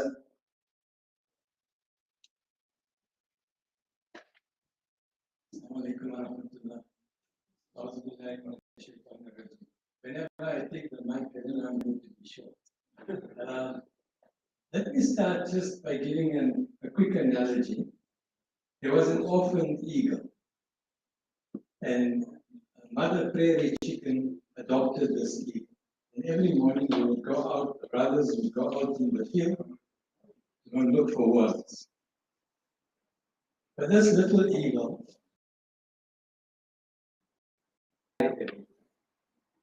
we all know the qualities of an eagle, so I'm not going to go into a long story. I'm taking a beautiful story and trying to just be succinct about it. Everything goes upstairs into the sky, and one day he tells the brothers, look at those birds, how fantastically they are, soaring up there. And the brother said, what are you wasting your time with these birds for? Come, the worms are waiting for us. What's the lesson here? There's an eagle that doesn't know it can fly.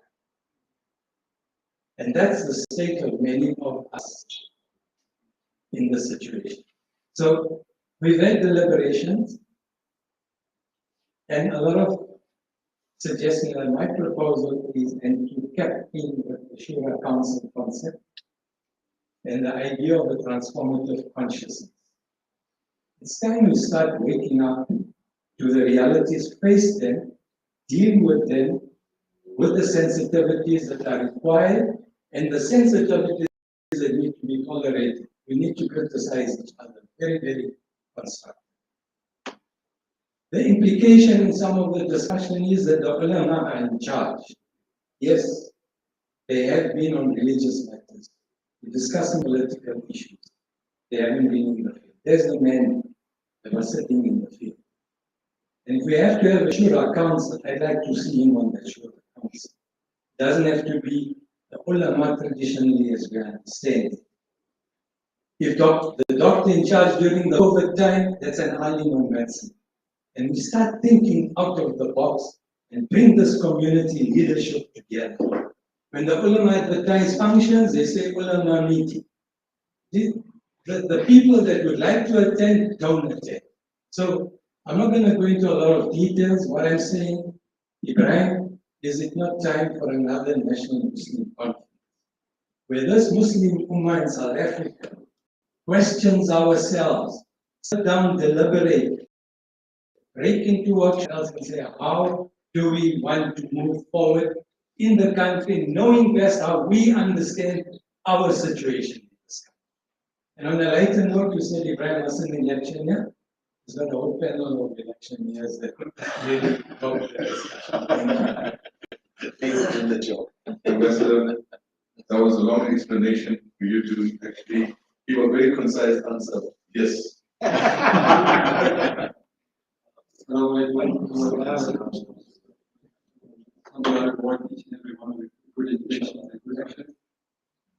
have one question. We spoke about what I gathered from today is that we should have a united voice, vote. And just how in the Prophet's time, the Sahaba when orders were given to the Muslim, people carried the Sahaba carried out. They didn't ask questions. So when I leave here today, in my circle of influence, in 2.5 weeks' time, where do I put my accent? question from the popcorn. I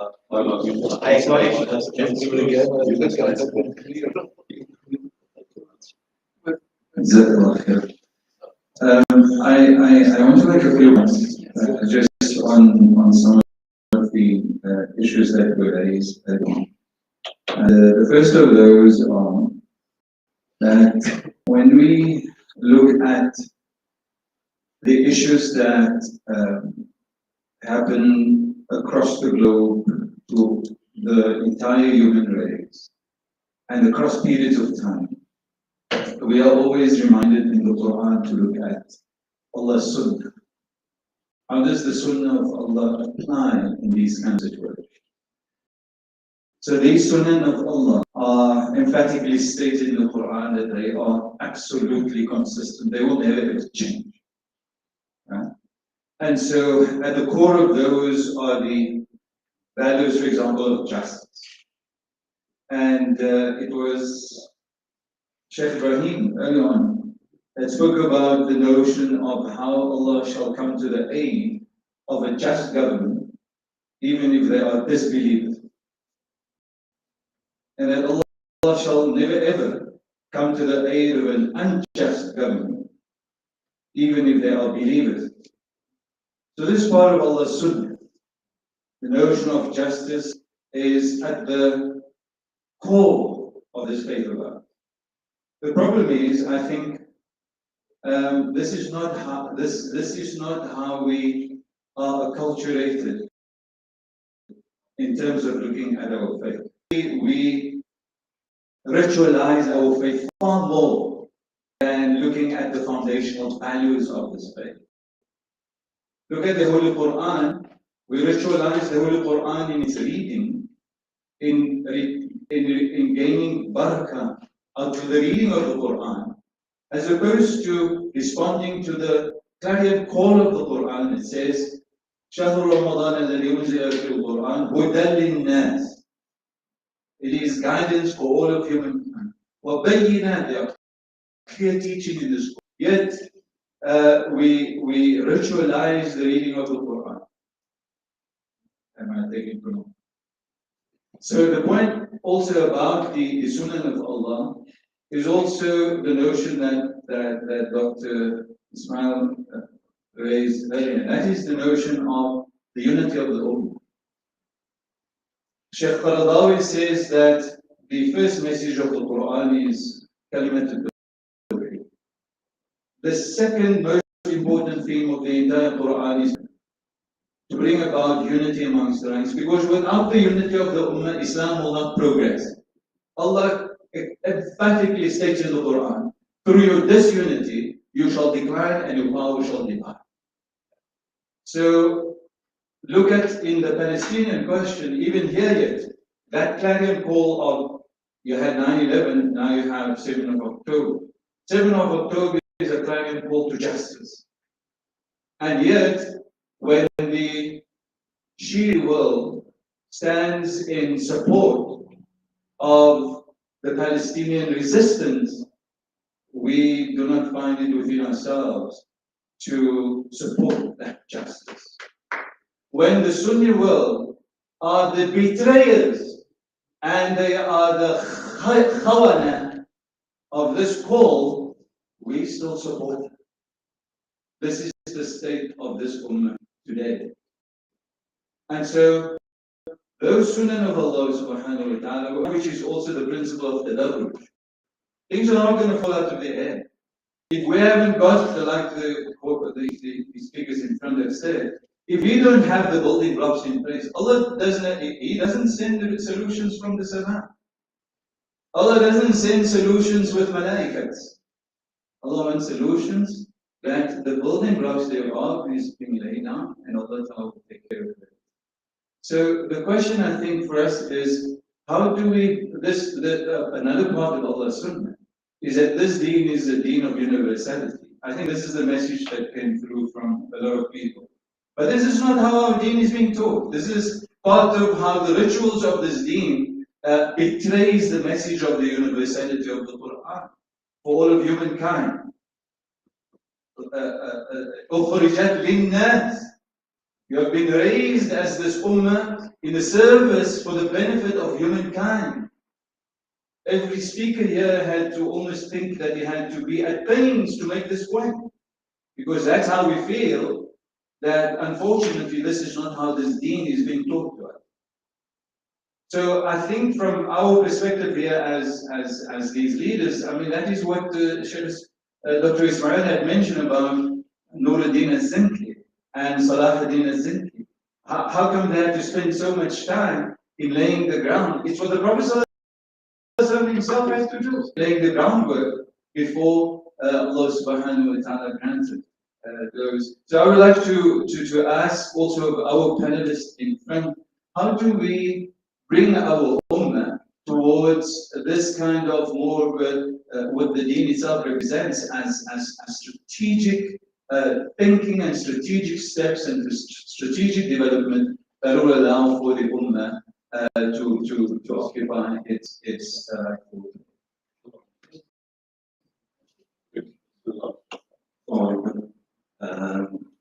we spoke about the issue last night, just about the amount of how many Muslims are in terms of black community.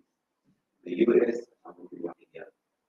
In South Africa, it's debated about what this is in the I don't know how many black Muslims there are in the country. In terms of our Indian Muslims and Muslims, about 2 million, maybe 2.5. The US, I think Shafis told me they're about 51% or 50% blacks that forms the population of the US. But the Muslim community in the US is also just about 6%. That's it.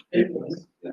And so, and then the brother from Germany mentioned that they are 6 million Muslims strong, which they attained in 60 years.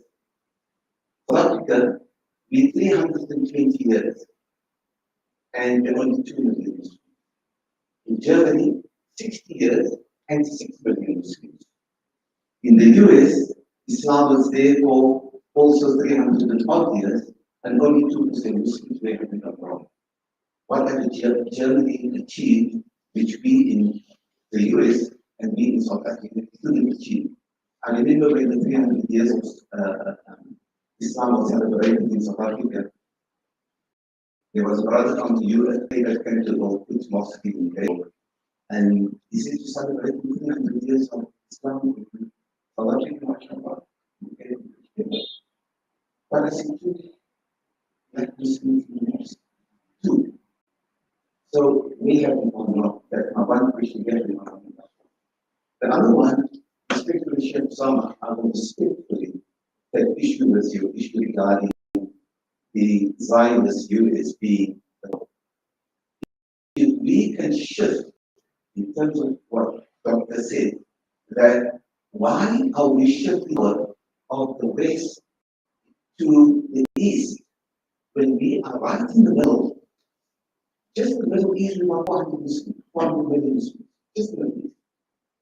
We add Pakistan and India and Indonesia and all of 2 billion, maybe everybody, the point price is between 2 billion Muslims. I think we probably 3 billion Muslims. You know, and if we can shift the narrative of our Zionist Muslims around the Middle East, around Palestine, and the Zionist house of Sisi, and the Zionist house of Saud, and the Zionist house of Erdogan can fall, because they are the ones that are supporting and giving oxygen to the Zionists as we speak now, in order to kill our brethren and sisters in Palestine. And I think the point of being the power, we need to claim power. We need to engage with Europe, together with Russia, China, and Europe. We need to get that power away for us in order to get the veto rights away from the US. They cannot take that 5-block membership issue has to change, but we need to speak to Europe in order to come back to our side. That's what I think we should do. And then we as Muslims, we need to get rid of the puppets that serve us and not the people. The houses of Zionists that serving the designed because we developed indeed a Arab Spring in this country. Last year, the issue regarding the brother mentioned, we had a united ulama shura. But the question is, why ulama? What's happening out of ulama? And was stupid not to take part in that problem like that? Any other doctors or IT specialists that can stand on their feet and think and contribute. The issue is shifted to ulama when I know of many ulama that can't stand on their feet and answer a question in terms of politics or geopolitics or matter. But the issue regarding our future is left to the ulama. Why?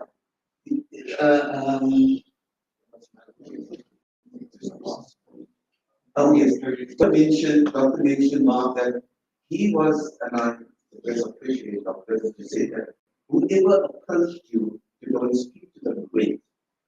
We have an issue of speaking to the Shia. We have an issue regarding Hanafi. We have an issue regarding Shi'ati. We have an issue regarding so many issues. We've been making peripheral issues major issues, building block. I mean, like mountain, peripheral issues. Yet the issue regarding our unity swept under the carpet because of our disunity and because the issue of Shia. And I'm glad Sheikh mentioned the issue regarding what Shia is doing in order to show the force the Sunnis around it are complicit in the genocide of Palestine. Shukran Jazeelan for the questions, comments, mashallah. We will hand over to our panel to engage the various questions and comments. Also take the learning from Ambassador Ibrahim Rasool. So we will be tighter on time, inshallah. So I will be generous to our panel because these are very important questions. If we can perhaps have 3 minutes per panelist, 2 minutes, to limit ourselves to 2 minutes, and then we can engage further, inshallah, after the closing, inshallah. Over to Ambassador Ibrahim. Thank you very much. I think the issue, I'll start with the last question, particularly the issues and the issues of numbers. I don't think the challenge is quantity, and I don't think the solution is quantity. We have a qualitative problem. Our forebears who conquered intellectually Europe and developed algorithms. We are the consumers of algorithms. They were the developers. The West picked up what we slept. That's the kind of issues that we deal with in terms of. So, no accident that there may be 6 million Muslims in Germany and X million in Europe over a short period of time, migration and so forth. But I think we have an Ummah in South Africa that is small but forged in fire and able to do the kind of things that we've done. I think we've got to shift the emphasis to the qualitative rather in the way in which we're doing things. I do think that we are ready. I think we have run the distance of what we had achieved at National Muslim Conference 1. We had laid the foundations of the Dar al-Shahada. It has served us well, but I think we are running out of steam, and certainly we need to refresh the act. And I think to combine it with the subsequent question, at least here, we need a new strategic direction and a strategic recalibration of what are the next steps. Otherwise, because also we need to not just refresh the app, we need to renew the app and sift the app, because the freedoms we negotiated in that transition are being used for the very kind of sectarianism that I think the freedom of speech is becoming the freedom to takfir. And that is where we need to be able to refresh, renew, and sift the app so that we can move on. So the simple answer, we need it, and I think part of that may have to involve similar communities from across the world invited to us to be part of what we do after we've spent 1.5 days amongst ourselves. We then invite in brothers and sisters from across the world so that we can we can really grapple together, not emotionally any longer, but strategically. And finally, you know, the issue of capability is very, very crucial. You know, we've got a kind of card that comes from the old Islam in South Africa, which by and large has the component in it, al-ghalibul qawi, that those who are successful and who are victorious are those who are competent. We want to be successful and victorious, but we don't want the competence that goes with it. And that absolutely.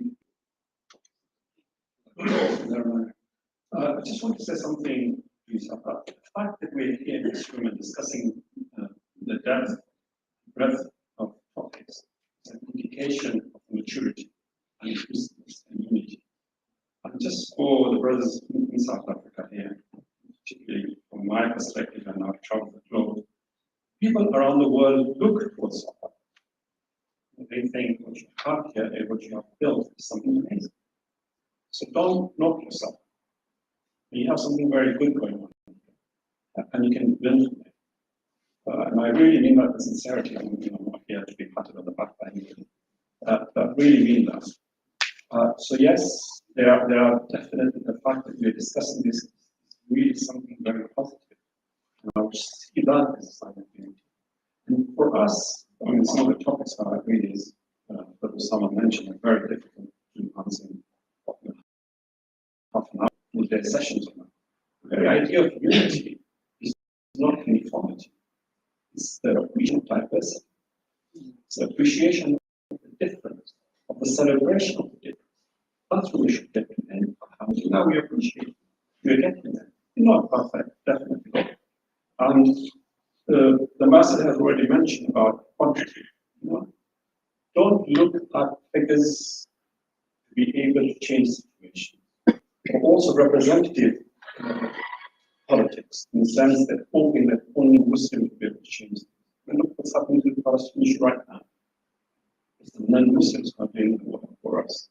But we need to be there, or there and thereabouts in the background to change it.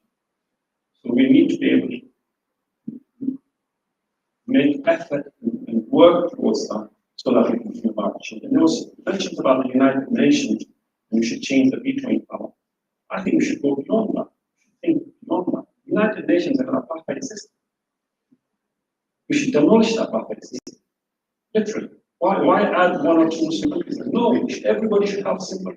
One person, one nation, one vote. And there shouldn't be a two-tier system in the United Nations. Security Council and General Assembly. Let's think beyond that. So these are the kind of issues we need to really discuss. But at least it's wonderful that we're talking about it. Is that what I can use the opportunity to talk about?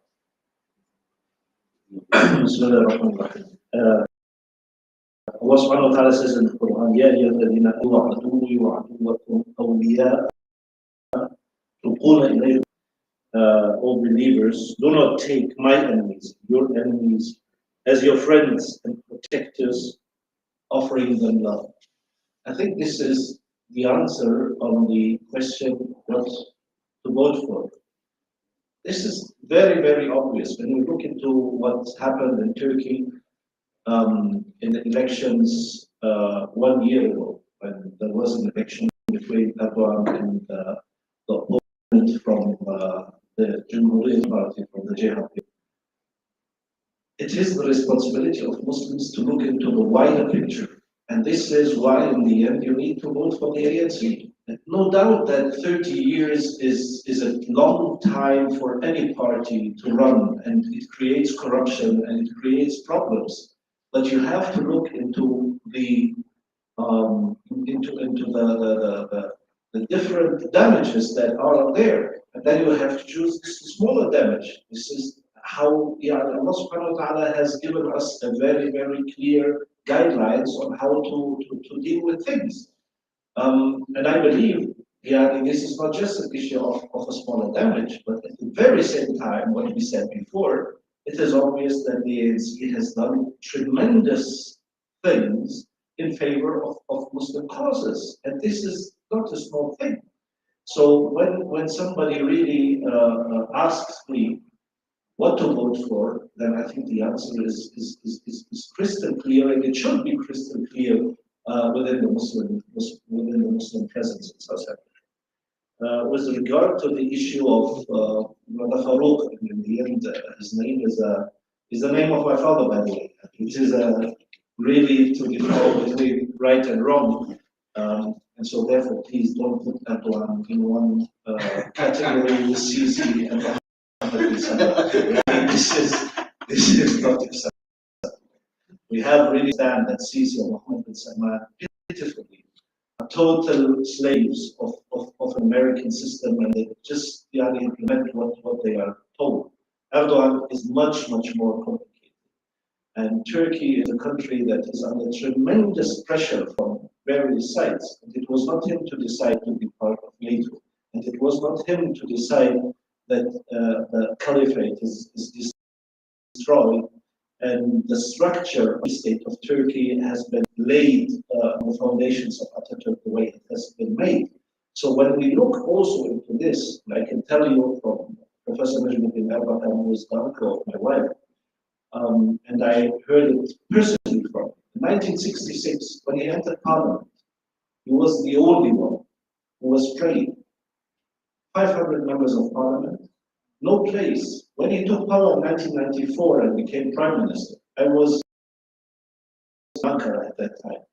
And we had the first prayer in Parliament. And it was in the cellar, in a room that was majorly for electricity structures. They just put carpets on the ground so that we could have a prayer there. And now we look 94 till today, which is only 30 years, and you have a total shift in the principal structure of the country. And this is nothing. The changes that have happened in Turkey, for those who look at just 10, 12 years ago, it was forbidden for a lady to wear hijab in public places, even for the wife of the prime minister to wear hijab when she enters into the presidential palace. These are not easy things, but what they have done, and this is totally in favor of what you just said, they did not focus on the small things. They didn't start a campaign on hijab. They started a campaign on big things in the country. And they have been able to serve the people for long. After 20 years now of power, there is a lot of corruption. So they got also now the clear message in the last elections that happened in Turkey. But at the very same time, when we come to decide between the bigger picture, we have to understand what we stand for. If Turkey fails, this will be a disaster for the whole Muslim Ummah on various levels. So we have to understand, we need to draw the final line.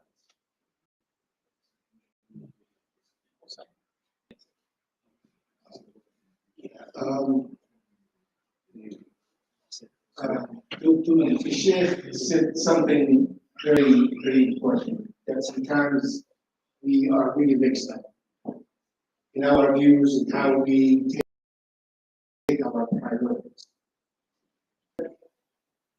And I received those kind of from our Syrian brothers and others. Yes, the Shia, we know the historic differences. But they are the ones now who are supporting the Palestinians. They are the only ones. And it just happened in Yemen, in Iran, and South Lebanon, and in Syria, not the Sunni ones. And the Sunnis are the ones who are hurting the Palestinians, the Jordanian, the Egyptian, on those borders. UAE is sending aid to Israel, trying to compensate for the lack of goods that the Yemeni stuff from Lebanon. Our priorities is completely, of course. Our completely upside down sometimes. And I keep telling our people, and especially in this, look, Shia exists. They will never wipe us out. We will never wipe them out. There is no religious grounds for any one of them to wipe the other one out. It's all political, turned into became a religious, and it is really not. Now, yes, we are complete agreement the way that they treat our Sahaba, and they mention our Sahaba. But the Sahaba themselves, radiallahu anhum, they fought against each other. And alhamdulillah, we were not at that time, we did not take part of that. But Zionism, they're attacking our Prophet, our Quran, our the whole deen. And they want to have peace. And they want to have alliances with them to go against Iran. I mean, there is completely mixed up. They said, oh, look what they did with the Syrians, the Shia, they are against us. Wait a second. Yes, it is bad, and we tell them that this is wrong what you did. But who is killing Muslims in Libya? They're all Sunnis. They're all Sunnis. In Egypt, who killed thousands of people on Rabaa and during the peaceful people? There was no fight. There was just peaceful demonstrators. Sunnis are killing Sunnis. So this issue of creating internal feud to drain, to distract, to exhaust the Muslim Ummah, it is incumbent on our ulama and our elite, on our educated, to educate people, to tell them that this is not our fight, this is not our issue. We do recognize differences, but those differences will never rise to be equal with differences we have with the regions that are trying to completely destabilize our region and completely make us enslaved to foreign powers and foreign needs. So there is really sometimes, we do not have our moral compass true north, and we get distracted here and there.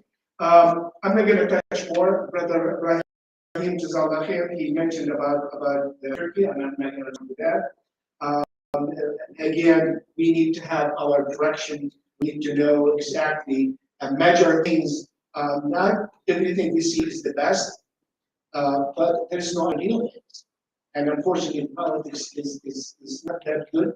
And in the way the society, look, we are taking things from very bad, we're trying to make it better. We are not taking something that's very good and we are corrupting it. You see, that's something that you have to keep in mind. So what was Turkey, what is today is totally different. It is not the ideal we want. It is not those kind of relationship we would love to have Turkey have. But if those, subhanAllah, I think it is a divine wisdom that Turkey was put into NATO so that knowing what we see the West against the Muslim countries, was able to get at least some technology, some manufacturing that were able today to manufacture something its own weapon. Look, as long as you get one bullet from your enemy, you will never win. Until you manufacture each and everything yourself and you are never dependent on your enemy. When you are dependent on your enemy, there is no chance for you to rise. So let's give those a chance to build, and then we can hold them accountable. We can discuss with them, but there's a difference between we really equate them with completely the bad ones and get into the quagmire of things that is really not going to help the Muslim, especially at these critical times. Inshallah. On the question of why we are not growing into a sizable number, and after all these years, many years in the countries that we're in, I think Brother Sheikh Farouk or Farouk, yes, you're the one who asked that question, I think. And yes, the answer of that is and Islam is a cultural matter for us that we keep it ourselves. what I'm talking about. So Islam has not been for us, or for most of us, a religion that needs to be called to other people in a massive way, as the Prophet ﷺ is having us to do. So Indians have their masjids, Pakistanis have their masjids, that's everywhere. They speak their own language. Even I advocated in Minnesota that if we cannot attract the Americans who are not, don't have a immigrant background, why would we want to open a masjid and bring a white imam and hand him over the masjid so he can attract his community? At least if we're not doing the job, why we're not, trying to get some other people who can do the job? Indonesia is the largest Muslim population country in the world, right?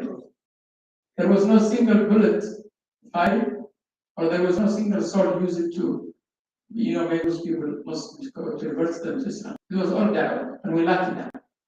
And I admit I'm part of that problem. Many of my colleagues are part of that problem. So we need to rethink Islam as what kind of Islam is. Is it traditional, cultural, or is it a universal faith that needs to be everywhere?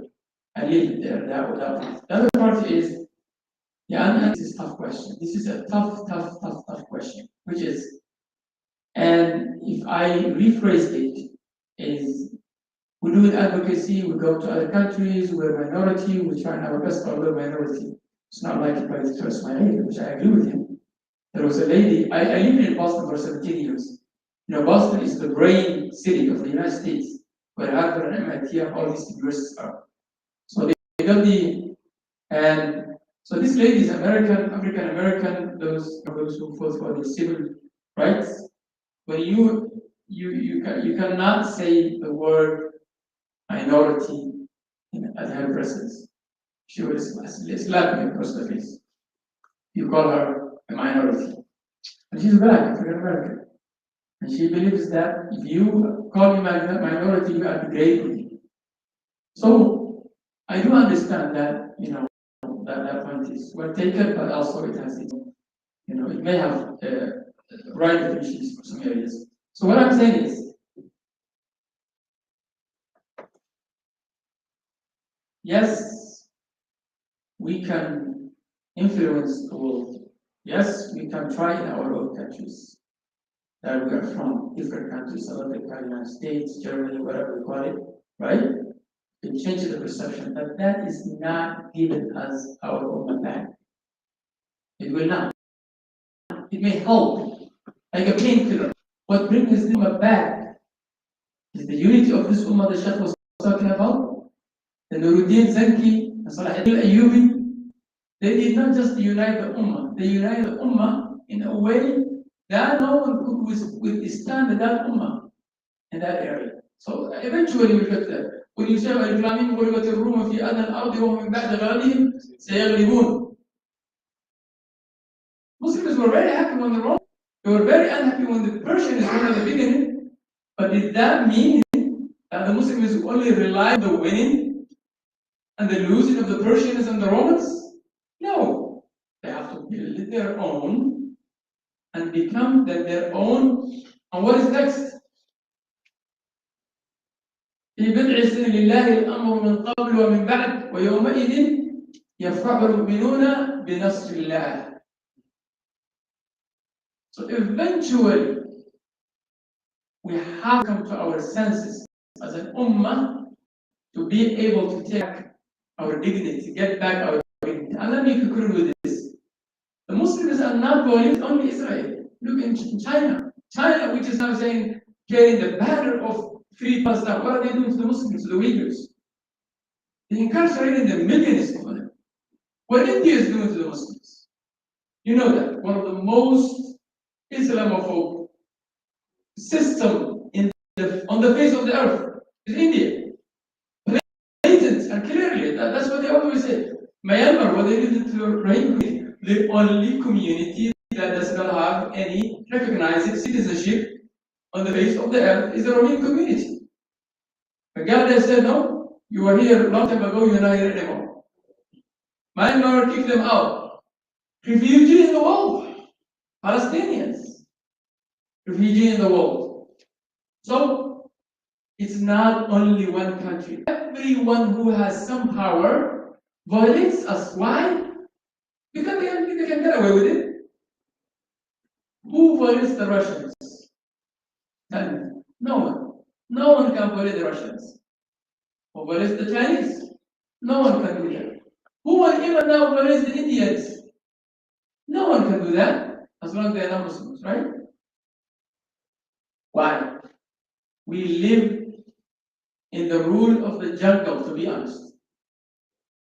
And we're trying to work our best within that rule of the jungle. We're telling the lions and the cheetahs and the tigers, hey, be easy, take it easy, for now at least. That's what we're telling. So what we need to do is, yes, we take the word out, we talk to the Muslims, non-Muslims, we go to the government offices, we influence people, but at the end of the day, Muslims need to do their job. Allah. We need Tarzan. Yes. Shukran Jazeelan for that.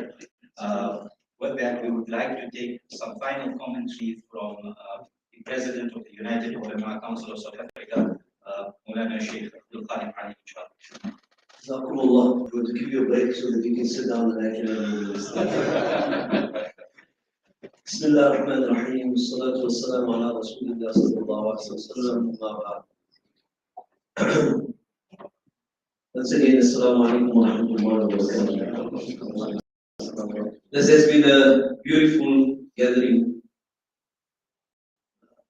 where great minds brought together, alhamdulillah, rabbil alameen, informative, educational, inspiring, and at the same time, resetting our direction. I would like to thank our Honorable Ambassador Ibrahim Rasool, Dr. Ali Karadaghi, and Dr. Ali Salabi who have been present here this evening. And it is the will of Allah subhanahu wa ta'ala that they cancelled within a few hours of their departure from Qatar to South Africa. And it left us as organizers in quite a bit of challenge. How are we going to manage? What are we going to be doing? And so forth. And I would like to acknowledge Awqaf and Brother Mikael Collier, who's based in Cape Town. Our brothers will meet Brother Mikael Collier in Cape Town, alhamdulillah. And then we said that we needed to cancel the programs, and lastly we decided no. The wisdom of Ambassador Ibrahim Rasool that we proceed further with the program, minus Dr. Ali Karadaghi and Dr. Ali Salabi and the other scholars that would have come. And lo and behold, alhamdulillah, rabbil alameen, tonight has been a great evening for Islam, Muslim community and humanity, I believe. Because our beloved Nabi alayhi salatu wasalam came as a rahmah, wa ma arsalnaka illa rahmatan lil alamin. Our focus here this evening, whilst we might have spoken about Islam and Muslims and how we find ourselves as a Muslim community in a majority Western society, how do we manage our matters, but to the best interest of humanity? We cannot be a complete ummah if our focuses will only be on the interest of Islam and the interest of Muslims and not on the interest of the well-being of humanity. So when Rasulullah sallallahu alaihi wasallam speaks about how do we enter paradise, he speaks about the very first quality, at'imut ta'am. You feed those who are hungry. Wa afshu salam, and you spread the peace and salam. Before Rasulullah sallallahu alaihi wasallam speaks about wasallu bil layl wa nasu niyam. And so the spirit of the Muslim leadership here has to be one in the interest of how best can we serve the cause of humanity. And I'm extremely grateful that our presentations here has been very sharply focused in that particular direction. Our gathering, the reason why this particular delegation would have arrived in South Africa, they would have come here when we were in Istanbul at the conference, Sheikh Hassan Talib and Sheikh Ibrahim Gabriel said, let me acknowledge Sheikh Hassan Talib is the former president of the United Ulama Council of South Africa. Gabriel is the former president of the Ulama Council of South Africa. Earlier on, I was really hoping to have acknowledged our sister here, sitting in the front. She is the MEC for finance in the Free State, one of the provinces here, Sister Khadija Brown. And I wanted to acknowledge one of our ulama from the indigenous community, Sheikh Zaid Langa. He has obviously left. Having said that, Dr. Ali Karadawi's purpose in the visit of this delegation was acknowledgement to the South African government. When we met with Dr. Ali Karadawi at a conference in Istanbul a few months ago, his first expressions was, I want to come to South Africa. And at that time, it sounded that he wanted to come immediately. We need to come to South Africa to express our gratitude to the South African government, the ANC-led government. We have been courageous and bold and firm in taking the Zionist entity to the International Court of Justice, which no other country has ever undertaken and done. And I know they stand alone, as the minister was talking today. It came with much risk, and that risk are still there. And so we as South African Muslims, if our brothers are coming from the United States of America, from Britain and elsewhere, from Germany, what must our approach be? A greater level of appreciation. For this government, Sheikh Hassan Talib in his presentation last night was talking about the fact that how exceptionally the South African Muslim is to express our freedom and appreciation, or rather to say that we have the freedom to live our religion. Sheikh Ibrahim has this common saying to say, to be a Muslim is a great ni'mah. To be a South African Muslim, greater ni'mah. What blessings we are able to have in our country, that way we can be able to live our deen and be able to raise the flag and the kufiya, and we can be able to stand and be able to showcase this particular flag when others cannot be able to do that. Last year, the United Ulama Council joined as a group of what is called the Global Imam Council. And the United Ulama Council of South Africa is part of that. And we were in Istanbul, by the way, that was in November. And so, in the Jamiatul Ulama, one of the leading organizations here is a member of UPSA, the Secretary General, Maulana Ibrahim Bam, a leading scholar, he was sitting here earlier. We presented our guests, United States, from the UK and from Canada, I think. And in the book, or in the annual 100-year celebratory book that they presented, there's a letter of acknowledgement from Hamas. They handed the book to each of those particular delegates there, and they said, the members said, sorry, we won't be able to take this book with us back home. The mere fact that there is a letter of Hamas in this particular book, because they are seen as a terrorist organization. Today when I stand and I take the flag, or I take the podium, rather, I raise the flag and be able to say, we support Hamas. The freedom in our country affords us that opportunity. And so, when Dr. Ali Karadawi expressed his deep thought to say, I want to come to South Africa, and I want to personally hand over my shukr to the president of this particular country, it is to be understood. The president of the Ittihad al-Alami, the president of the International Union of Muslim Scholars, wanting to present that kalimat shukr deservingly to the president of our country. And let us as South Africans, let us be able to appreciate our opportunities that we have in our country, alhamdulillah. This opportunity here affords us the opportunity to have engaged.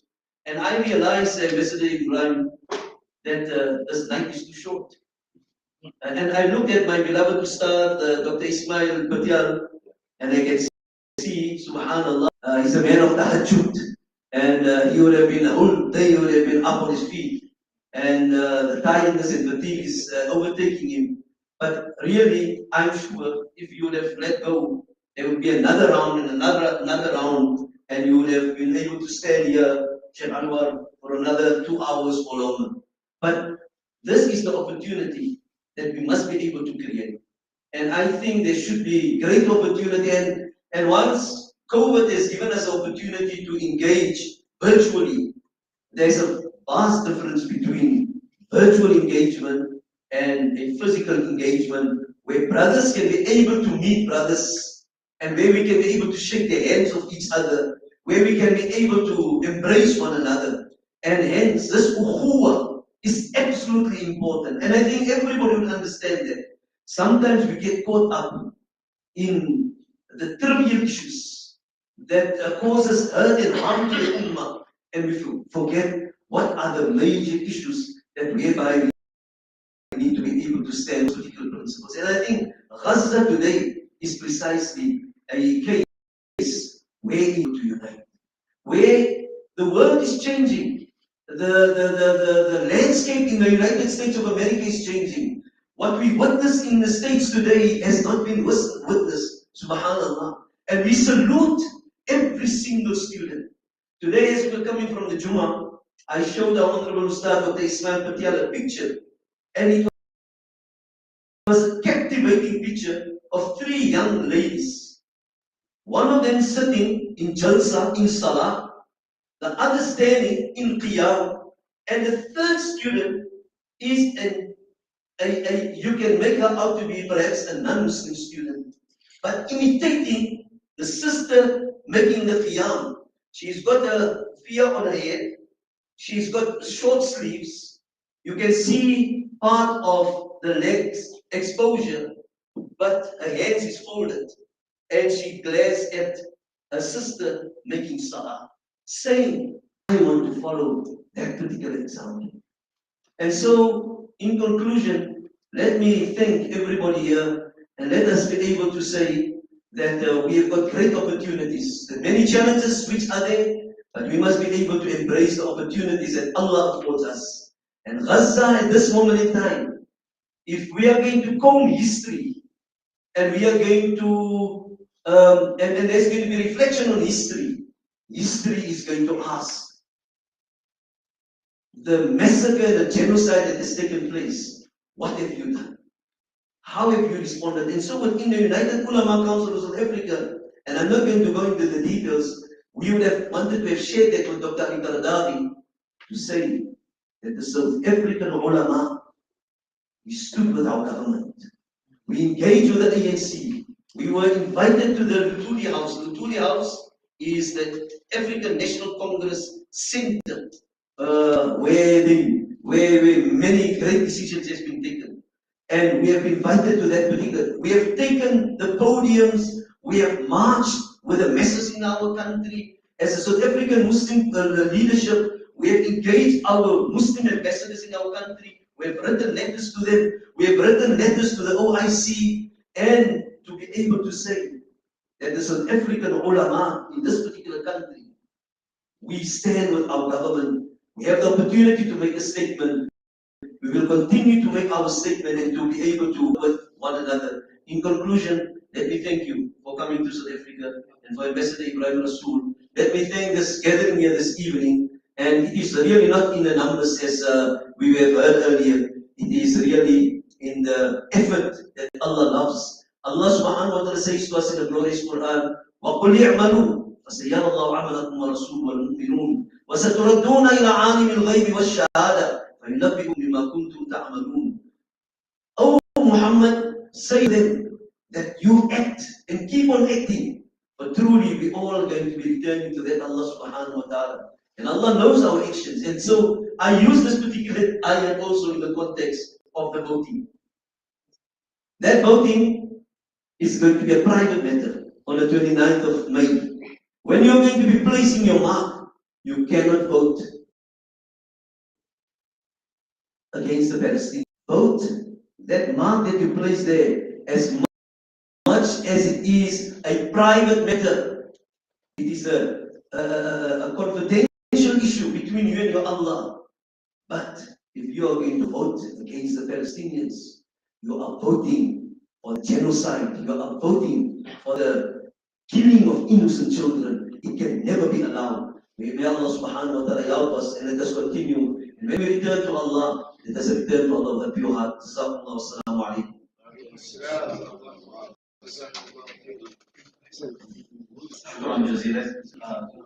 It's a great ni'mah to be a Muslim. It's a great ni'mah to be a South African Muslim. And I think it will be a great ni'mah if the person responsible for this quotation leads us in the concluding dua, inshallah. بسم الله الرحمن الرحيم الحمد لله رب العالمين والصلاة والسلام على سيد المرسلين وإمام المتقين سيدنا وحبيبنا محمد صلى الله عليه وسلم. اللهم انك يا الله من خير ما في هذه الليلة فتحها ونصرها ونورها وبركتها وهداها، ونعوذ بك من شر ما فيها ومن شر ما بعدها يا رب العالمين. اللهم انصر اخواننا في غزة وفي كل فلسطين، اللهم انصرهم بنصرك العزيز. اللهم اخرج اليهود من غزة ومن رفح ومن كل فلسطين أذلة صاغرين، اللهم خذهم اخذ عزيز مقتدر يا مولانا يا رب العالمين. صلى الله تعالى على سيدنا محمد طب القلوب ودوائها وعافية الأبدان وشفائها ونور الأبصار وضيائها. سبحان ربك رب العزة عما يصفون وسلام على المرسلين والحمد لله رب العالمين.